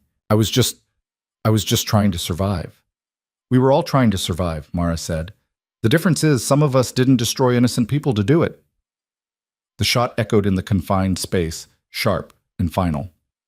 Irina fell without grace, landing in a heap of designer fabric and broken dreams. The pearls at her throat scattered across the floor like tears. Adrian stood looking down at the woman he'd married, feeling nothing. The relationship had been a business arrangement that both parties had honored until one side decided to break the contract. Now the contract was terminated, permanently. "Team, report," he said into his headset, turning away from the body. "Ground floor secured," came the response. "All hostiles neutralized or surrendered. Minimal friendly casualties." "Perimeter?" Mikhail's voice clear, but we've got police sirens closing in. 5 minutes maximum before they arrive in force. Time to leave. Adrian nodded to his team. Exfil protocol. Everyone out through the tunnels. Move. His fighters began their retreat, organized and professional even in departure. Adrian turned to Mara, who was still staring at Irina's body. "You all right?" he asked. "I thought I'd feel different. Satisfied, maybe. Or guilty." She looked up at him. "I just feel tired." "That's because revenge is just closing a door. It doesn't open new ones." Philosophical for a crime lord. Former crime lord. Adrian moved toward the exit. "Half this territory is Mikhail's now. The rest is fragmented, vulnerable. It'll take months to rebuild, if it's even possible." They walked through the mansion's corridors, passing the evidence of their assault. Bullet holes in walls Adrian had carefully chosen, blood on floors he'd walked every day, bodies of men who'd worked for him, or betrayed him, or simply been in the wrong place at the wrong moment. The house felt different now, violated. No longer a home, if it ever really had been. In the study, Victor's body lay where it had fallen. Adrian paused, looking at the man who'd been his friend and his Judas. There should have been more to say, more to feel, but there was just emptiness and the recognition that trust was the most dangerous weapon anyone could wield.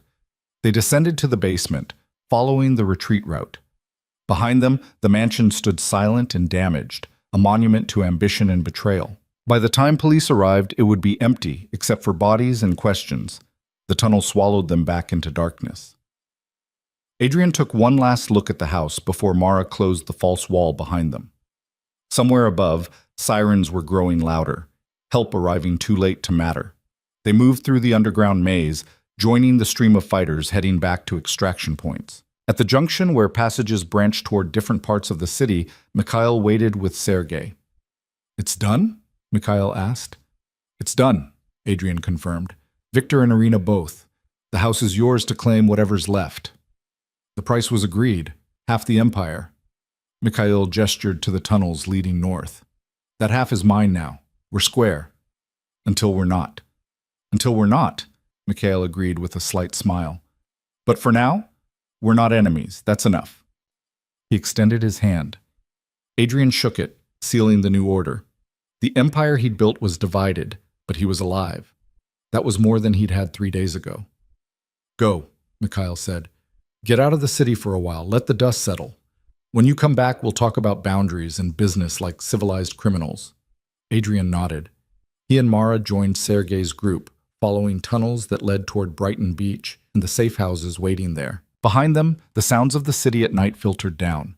Sirens and shouts and the eternal rhythm of New York processing violence into tomorrow's headlines. They emerged in an alley behind a Russian bakery, the smell of bread mixing with the tunnel's dampness. A car was waiting, engine running. Sergei held the door open. "Where to?" he asked. Adrian looked at Mara. She looked back, and in her eyes he saw the same question, the same exhaustion, the same recognition that they'd crossed a threshold that couldn't be uncrossed. "Somewhere quiet," Adrian said. "Somewhere we can think." They drove through the city as dawn began to break, gray light washing away the night's darkness. Adrian watched the neighborhoods pass, the places he'd controlled, the streets where his word had been law, the empire now divided and diminished. But he was alive. Mara was alive. And the people who'd betrayed them were dead. It wasn't victory in any traditional sense, more like survival with consequences, justice with costs, revenge that solved nothing but at least provided closure. The car headed toward the horizon where the city met the sky, carrying two people who'd lost everything and gained each other, heading into an uncertain future built on the ruins of the past. Behind them, the mansion stood empty in the morning light. waiting for the police and investigators and lawyers who would try to make sense of the night's violence.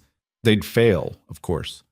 Some stories were too complex for official reports, too tangled in betrayal and retribution to fit neat narratives. But Adrian Volkov knew the truth, knew it in his bones, in his scars, in the weight of the weapon he still carried. The night he wasn't supposed to return had become the night everything changed. The king had died and been reborn, harder and colder. The invisible Maid had become visible and dangerous, and the empire that had seemed unshakable had shattered into pieces that could never be fully reassembled. That was the price of power built on sand. Eventually the tide comes in, and everyone drowns. The safe house in Connecticut was nothing like the mansion, a modest cabin on 12 acres of wooded land surrounded by silence instead of city noise. Sergei had driven them there as the sun rose fully over New York, leaving behind the smoke and sirens and the bodies that would fuel news cycles for weeks.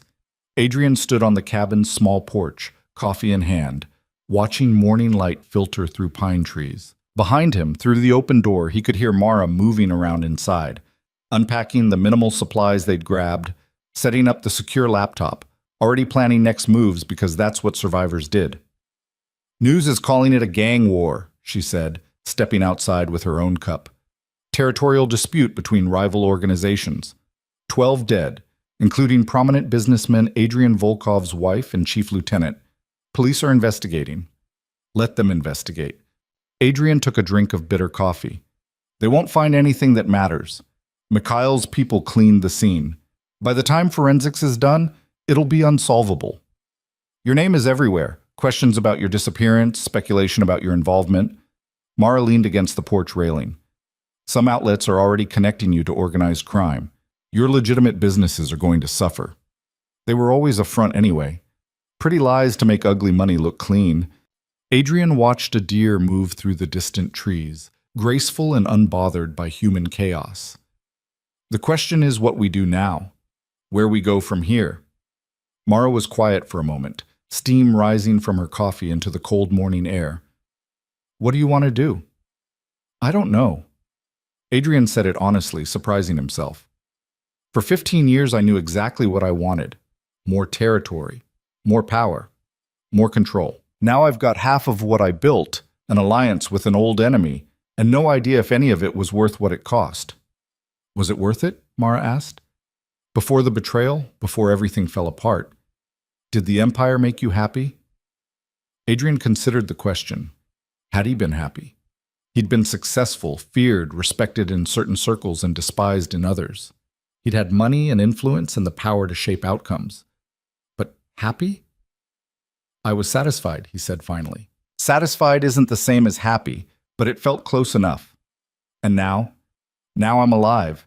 That's better than the alternative Victor planned." Mara nodded slowly. "My mother used to say that surviving isn't the same as living, that you could be breathing and still be dead inside." She looked at him directly. "Is that what we're doing, Adrian? Just surviving?" Before he could answer, her laptop chimed from inside. She went to check it, came back with her expression troubled. "Mikhail sent a message. There's a memorial service being planned for you. Public event. Your business associates, city officials, people from your legitimate operations, they're organizing it for 3 days from now." Adrian felt something cold settle in his stomach. A memorial. While I'm still alive. They think you're dead. The official story is you died in the mansion attack, caught in crossfire. Mara showed him the laptop screen, a news article with his photo, the headline reading, "Businessman Dies in Home Invasion." Mikhail's people are feeding that narrative. It gives you cover, gives them plausible deniability. And if I stay dead, then you're free. No more empire, no more obligations. You take whatever money you've got hidden away, disappear somewhere warm, and spend the rest of your life being nobody. Mara's voice was neutral, but Adrian heard the unspoken question underneath. He thought about it. Genuine freedom, the kind that came from erasure rather than power. No more looking over his shoulder for the next betrayal. No more balancing accounts and alliances and the constant pressure of maintaining control. It sounded peaceful. It sounded like surrender. "Or?" he asked. "Or you show up at your own memorial." Mara smiled, sharp and dangerous. "Walk in while everyone's mourning you. Reveal that you're alive, that you survived the betrayal, that you took back what was stolen. Make a statement that Adrian Volkov doesn't die easily. That would cause chaos. That would cause terror among your enemies, among anyone who thought they could move on your territory while you were gone. Mara closed the laptop. It's a power play, the ultimate dominance move. But it's also a commitment. Once you do that, you can't go back to being dead. You're all in on rebuilding. Adrian looked out at the peaceful woods, the quiet cabin, the simple life that was within reach if he just stayed silent. Then he thought about Victor's arrogance, Irina's contempt, the casual way they'd planned to erase him. Set it up, he said. Contact Mikhail. Tell him I'm coming to the memorial. Mara studied him. You're sure? I'm sure I'm not finished yet. Everything else, he shrugged. I'll figure it out as I go. The next 2 days were preparation. Mikhail sent information. The memorial was being held at the grand ballroom of the Waldorf Astoria, organized by Adrian's legitimate business partners and attended by everyone who'd ever worked with or against him. 500 people expected, including politicians, businessmen, and the press. It's perfect, Mara said, reading through the details. Maximum visibility, maximum impact. You walk in there and every person in that room will know that crossing Adrian Volkov has consequences. Some of them helped Victor, Adrian noted. Some of them knew about the betrayal and said nothing.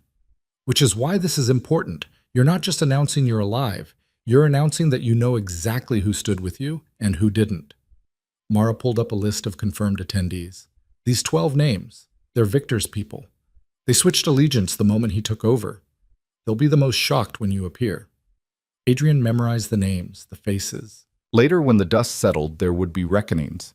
Not immediate violence, he'd learned that lesson, but slow, strategic consequences for everyone who'd chosen the wrong side.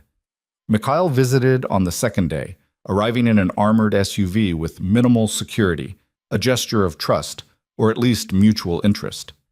You're really doing this, he said, accepting whiskey in the cabin's small living room. I'm really doing this. It's bold, possibly stupid, definitely entertaining. Mikhail raised his glass. To audacity, then, and to hoping it doesn't get you killed immediately afterward. They drank. Adrian poured another round. What's the arrangement after? Mikhail asked. You reclaim your half of the empire. We maintain the dividing line at Harlem. We continue our separate operations. But what about the people who serve both of us? What about the businesses that cross boundaries? We negotiate. Like civilized criminals, as you said. Adrian sat across from him. I'm not looking to restart a war, Mikhail. I want stability. I want to rebuild what I lost without constantly watching for knives in the dark. Then you'll need different people. The ones who betrayed you once will do it again, given opportunity.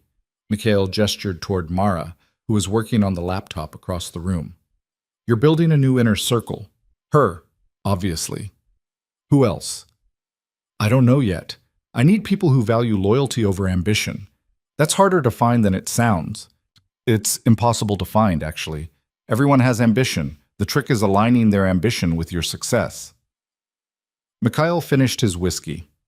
I have someone who might interest you. Former military intelligence. Got out clean before things went bad in Moscow. She's been working for me on analysis and strategy. Smart, ruthless when necessary, and absolutely uninterested in running anything herself. She got a name? Katya Volkova. Distant relation to you, actually. Same family tree, different branch, Mikhail stood. I'll make the introduction after your dramatic resurrection. See if you're still alive to need staff. He left with the same minimal ceremony he'd arrived with. Through the window, Adrian watched the SUV disappear down the dirt road, leaving only dust and the sound of wind through pine trees. You trust him? Mara asked, joining Adrian at the window. As much as I trust anyone now, which is to say, not completely, but enough to work with. Adrian turned to face her. What about you? After this? After the memorial, what do you want? Mara was quiet for a long moment. I want what I've never had. Security, purpose, the knowledge that I'm not invisible anymore, that I matter beyond what I can provide for someone else. She met his eyes. I want to build something that can't be taken away by someone else's whim. That's what I wanted too. Didn't work out so well. Because you built it alone, surrounded by people who were only there for what they could take. Mara moved closer. What if we built differently? Not a hierarchy with one king at the top, but a partnership. Equal stakes, equal say, equal risk. Adrian had never considered such an arrangement. His entire life had been about climbing to the top, being the unquestioned authority. The idea of genuine partnership, of shared power, it was foreign and slightly terrifying. It was also appealing. A partnership, he repeated. In business and in everything, Mara finished. Business, strategy, survival. I'm not asking to be your wife, Adrian. I'm asking to be your equal, your partner in rebuilding what was lost and creating something new from the ruins. She extended her hand, the same gesture she'd made in the apartment in Hunts Point when they'd first made their alliance. Adrian looked at her hand, at the woman who'd saved his life, and stood beside him through violence and revelation. She was right. The old model had failed because it was built on hierarchy and hidden resentment. Maybe a new model required something different. He took her hand. Partners, then. Equal shares, equal voice. We build this together or not at all. Her grip was firm, her smile genuine for the first time since he'd known her. Together, then. Starting with your dramatic reappearance. The day of the memorial arrived with cold clarity. They drove into the city separately, Mara first, blending into the crowd of attendees, watching and reporting. Adrian followed 2 hours later, timing his arrival for maximum effect. The Waldorf Astoria's grand ballroom was exactly as Adrian expected, opulent, overdone, filled with people who'd come to pay respects to a man most of them had barely known. He watched from a service corridor as the memorial began, viewing the proceedings on a tablet linked to Mara's hidden camera. The room was packed. 500 people in formal wear, standing beneath crystal chandeliers that cost more than most people earned in a lifetime. At the front, a large photograph of Adrian, the same charity gala photo that had been used in news articles, sat surrounded by flowers. A succession of speakers took the podium, business partners praising his acumen, philanthropic organizations thanking his generosity, politicians offering condolences while carefully avoiding any mention of his actual work. All the appropriate lies told at funerals for complicated men. Then Victor's second-in-command, a man named Alexei, who'd switched allegiance immediately after the coup, took the podium. He spoke about Adrian's legacy, his vision, his contributions to the community. Every word rang hollow because every word was a performance by a man who'd betrayed him. It's almost time, Mara's voice came through Adrian's earpiece. Alexei's wrapping up. After him, they're opening the floor for final remarks before the reception. Adrian straightened his tie, custom-tailored, perfectly fitted, the armor of respectability. He wore a dark suit that made him look like he belonged in boardrooms rather than battlefields. His hair, still dyed dark, was styled professionally. He looked different than his memorial photo, but unmistakably himself. He moved through the service corridors toward the ballroom's main entrance, his footsteps silent on carpeted floors. Security at the event was minimal. After all, who threatens a memorial service? He passed 2 guards who barely glanced at him, another man in a suit among hundreds. At the ballroom entrance, he paused. Through the open doors, he could see the assembled crowd, the photograph of his supposedly dead self, the flowers and ceremony and careful lies. This was the moment, the point of no return. He thought about the peaceful cabin in Connecticut, the quiet life that was still available if he turned around. Thought about Irina's accusation that he loved his empire more than anything else, that power was his only genuine relationship. Maybe she'd been right, or maybe he was about to prove her wrong by building something different. Adrian stepped through the doors into the ballroom. For a moment, no one noticed. He was just another late arrival, another mourner seeking a seat. Then someone near the back turned, saw him, and went absolutely still. The stillness spread like a wave as more people recognized the man who was supposed to be dead walking calmly down the center aisle. A woman gasped. Someone dropped a glass, the sound of shattering crystal cutting through the stunned silence. At the podium, Alexei looked up from his notes, saw Adrian, and went pale. Adrian kept walking, his pace measured and unhurried, giving everyone time to process what they were seeing. The crowd parted like water, people stepping back as if he were radioactive. By the time he reached the front of the room, absolute silence had descended. He turned to face the assembled crowd, 500 people staring at him like he was a ghost made flesh. Thank you all for coming, Adrian said, his voice calm and conversational. I'm touched by the turnout. Really, I am. It's good to know so many people cared enough to attend my funeral. He paused. Or at least what they thought was my funeral. Alexei had retreated from the podium, his face a mask of terror. Adrian moved to take his place, standing in front of the microphone. I'm sure you have questions, Adrian continued, like how I'm alive, where I've been, what happened at my home 2 nights ago. He let the silence stretch. The short version is, I was betrayed by people I trusted. They planned my death, staged an accident, and moved to take everything I'd built. What they didn't plan for was me surviving, and what they definitely didn't plan for was me coming back. Movement in the crowd, people trying to leave, finding the exits blocked by Mikhail's security personnel who'd positioned themselves strategically. No one was leaving until Adrian was finished. Viktor Sokolov is dead, Adrian said flatly. So is Irina Volkov. So are the people who helped them. That chapter is closed, but other chapters remain open. His eyes scanned the crowd, stopping on specific faces, the 12 names Mara had identified as turncoats. Some of you made choices during my absence, chose to work with the people who betrayed me, chose to switch allegiance quickly and conveniently. The 12 faces had gone white. One man near the middle started to speak, thought better of it. I'm not here for revenge, Adrian continued. I'm here to make something very clear. Adrian Volkov doesn't die easily. The empire I built isn't gone. It's reorganized, restructured, and now operated in partnership with Mikhail Petrov. He gestured to where Mikhail stood near the back, a slight smile on his scarred face. We've divided territory, established boundaries, and created a new order in this city. Those of you who want to work within that order are welcome. Those who don't, he let the sentence hang. A hand went up in the crowd. Adrian nodded acknowledgement. Are we in danger? A woman asked, her voice shaking slightly. Those of us who worked with Viktor, are you going to kill us?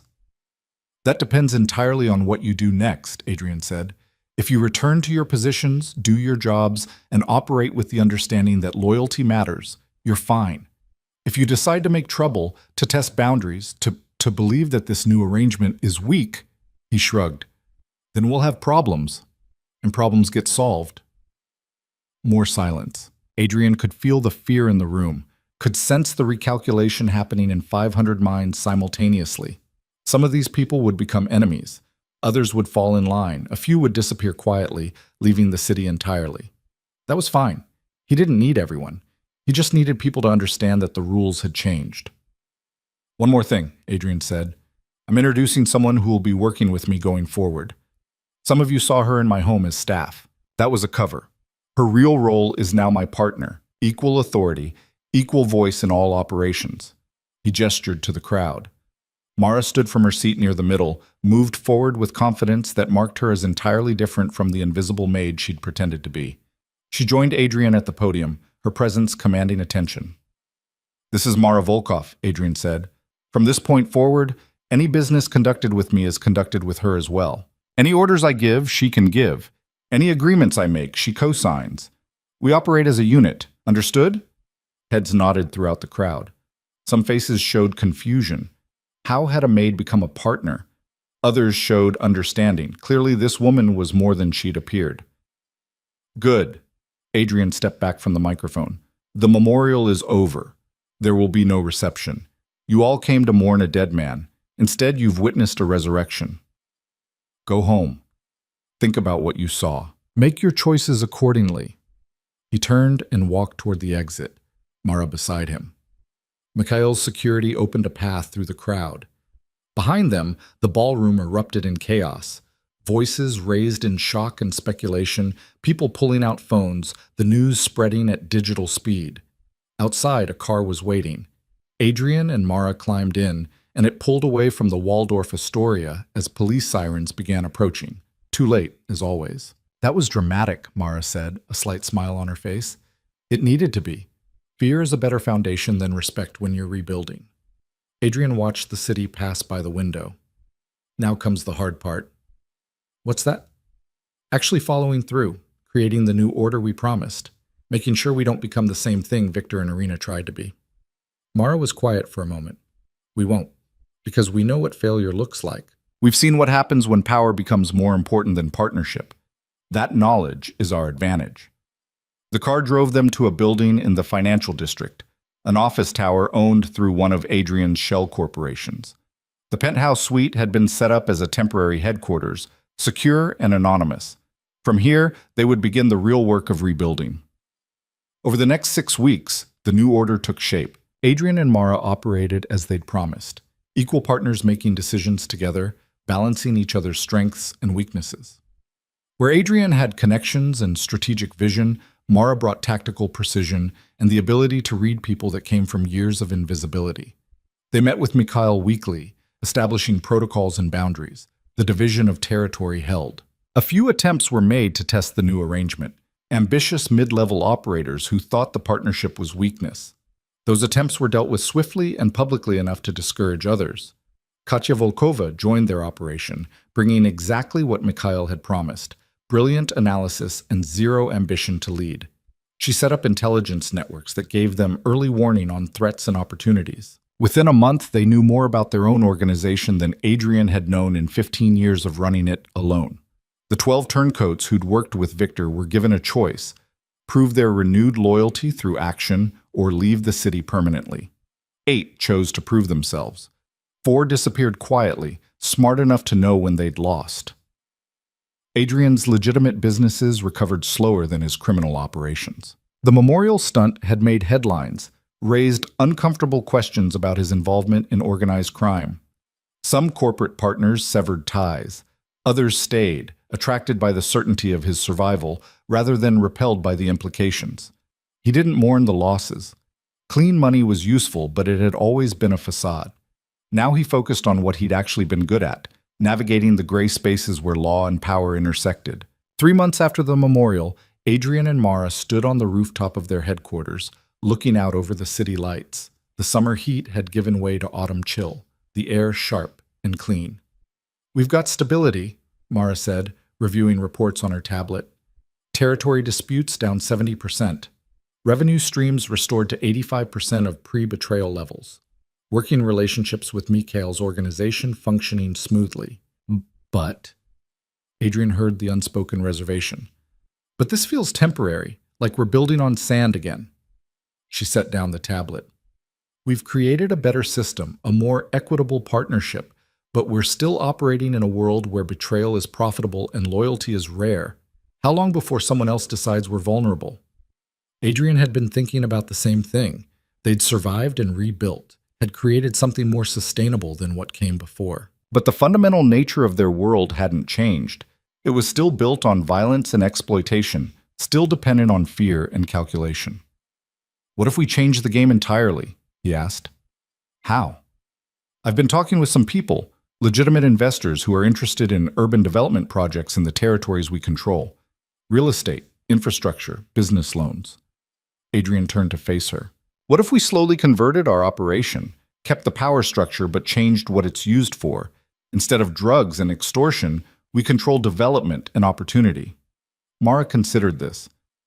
"That's a 20-year project minimum, maybe longer, and it requires trusting that the people we've been oppressing would work with us as legitimate operators." "I know, but what's the alternative? Keep running the same criminal empire until the next victor comes along? Until age or violence or the law catches up with us?" Adrian looked out at the city.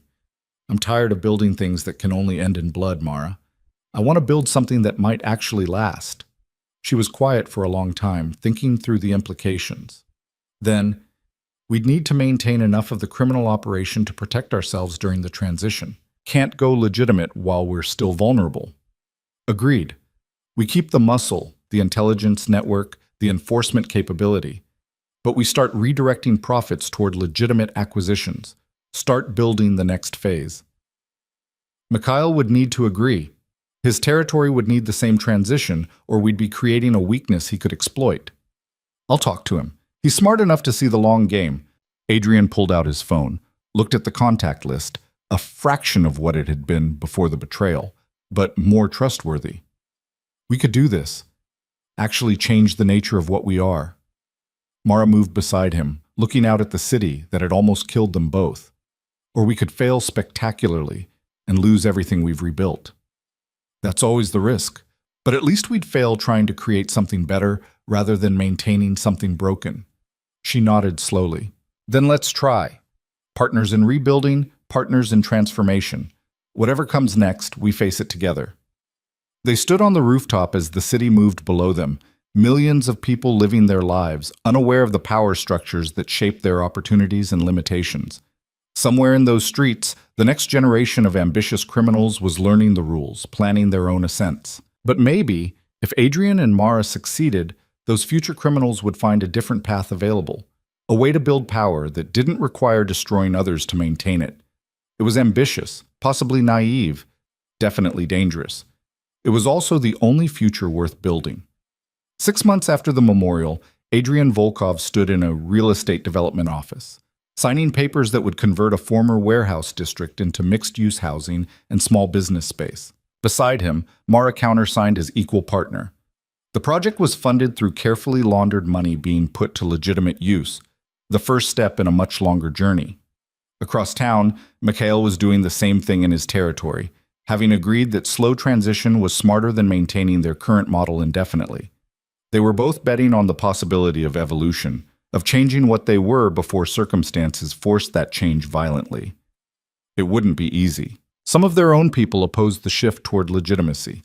Some of their enemies would see it as weakness and attack. The law would continue investigating, politicians would continue demanding accountability, and the world wouldn't suddenly become forgiving just because they'd decided to change. But for the first time since the night he'd returned home to betrayal and darkness, Adrian felt like he was building towards something rather than just surviving against something. The empire he'd lost had been powerful but hollow, impressive but fragile. What he was building now with Mara had the potential to be different, rooted in partnership rather than hierarchy, aimed at transformation rather than domination. That night, back at the headquarters, Adrian and Mara reviewed projections and plans. The work was endless.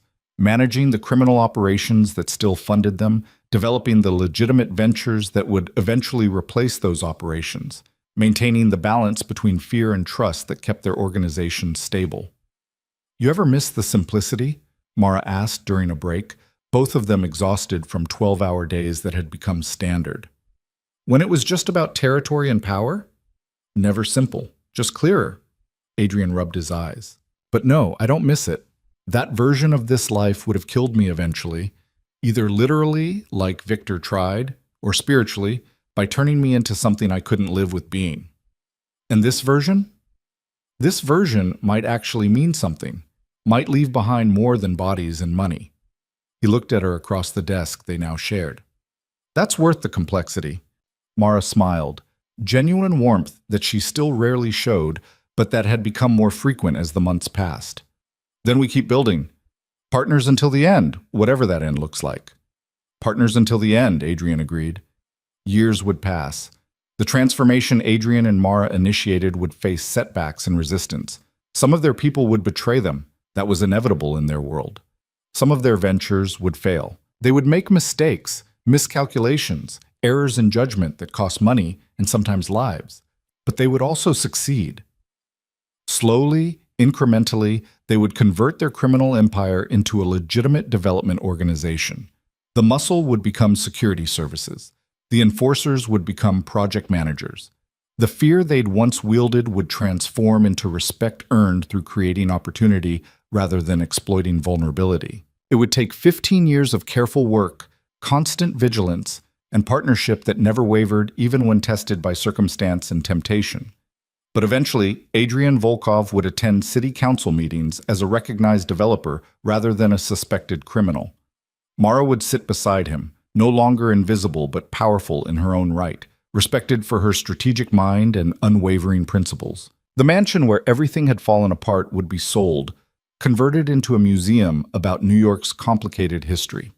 The tunnels beneath would be sealed, the blood would be painted over, the memories would fade into the kind of story people told at dinner parties, dramatic and distant, real but disconnected from present reality.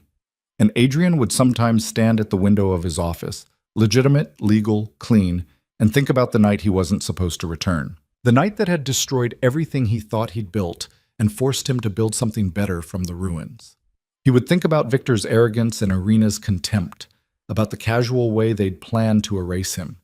He would think about Mara grabbing his sleeve in the darkness, whispering, "Stay silent," and how that moment had saved his life and changed its trajectory entirely. Most of all, he would think about the choice he'd made, not to disappear into safety, but to return and fight. Not to rebuild what he'd lost, but to create something new. Not to rule alone, but to partner with someone who'd been invisible until she chose to be seen. Those thoughts would remind him why the hard work mattered, why transformation was worth the cost, why partnership was stronger than power. And then he would return to the work, to the endless details of building something that might actually last, alongside the woman who'd turned silence into strength and invisibility into influence. Together, they'd become untouchable in a way that had nothing to do with fear and everything to do with the foundation they'd built. Not on blood and betrayal, but on mutual respect and shared purpose. The king had returned from death. The maid had risen to power. And together, they'd created something that neither could have built alone. That was the real ending to the story that began in darkness and ended in light. Not victory exactly, but something better. Transformation, partnership, purpose, and the knowledge that sometimes the worst betrayal can become the doorway to the best version of yourself, if you're brave enough to walk through it and wise enough to choose better companions for the journey ahead. The night Adrian Volkov wasn't supposed to return had become the night everything changed. And change, as it turned out, was exactly what had been needed all along.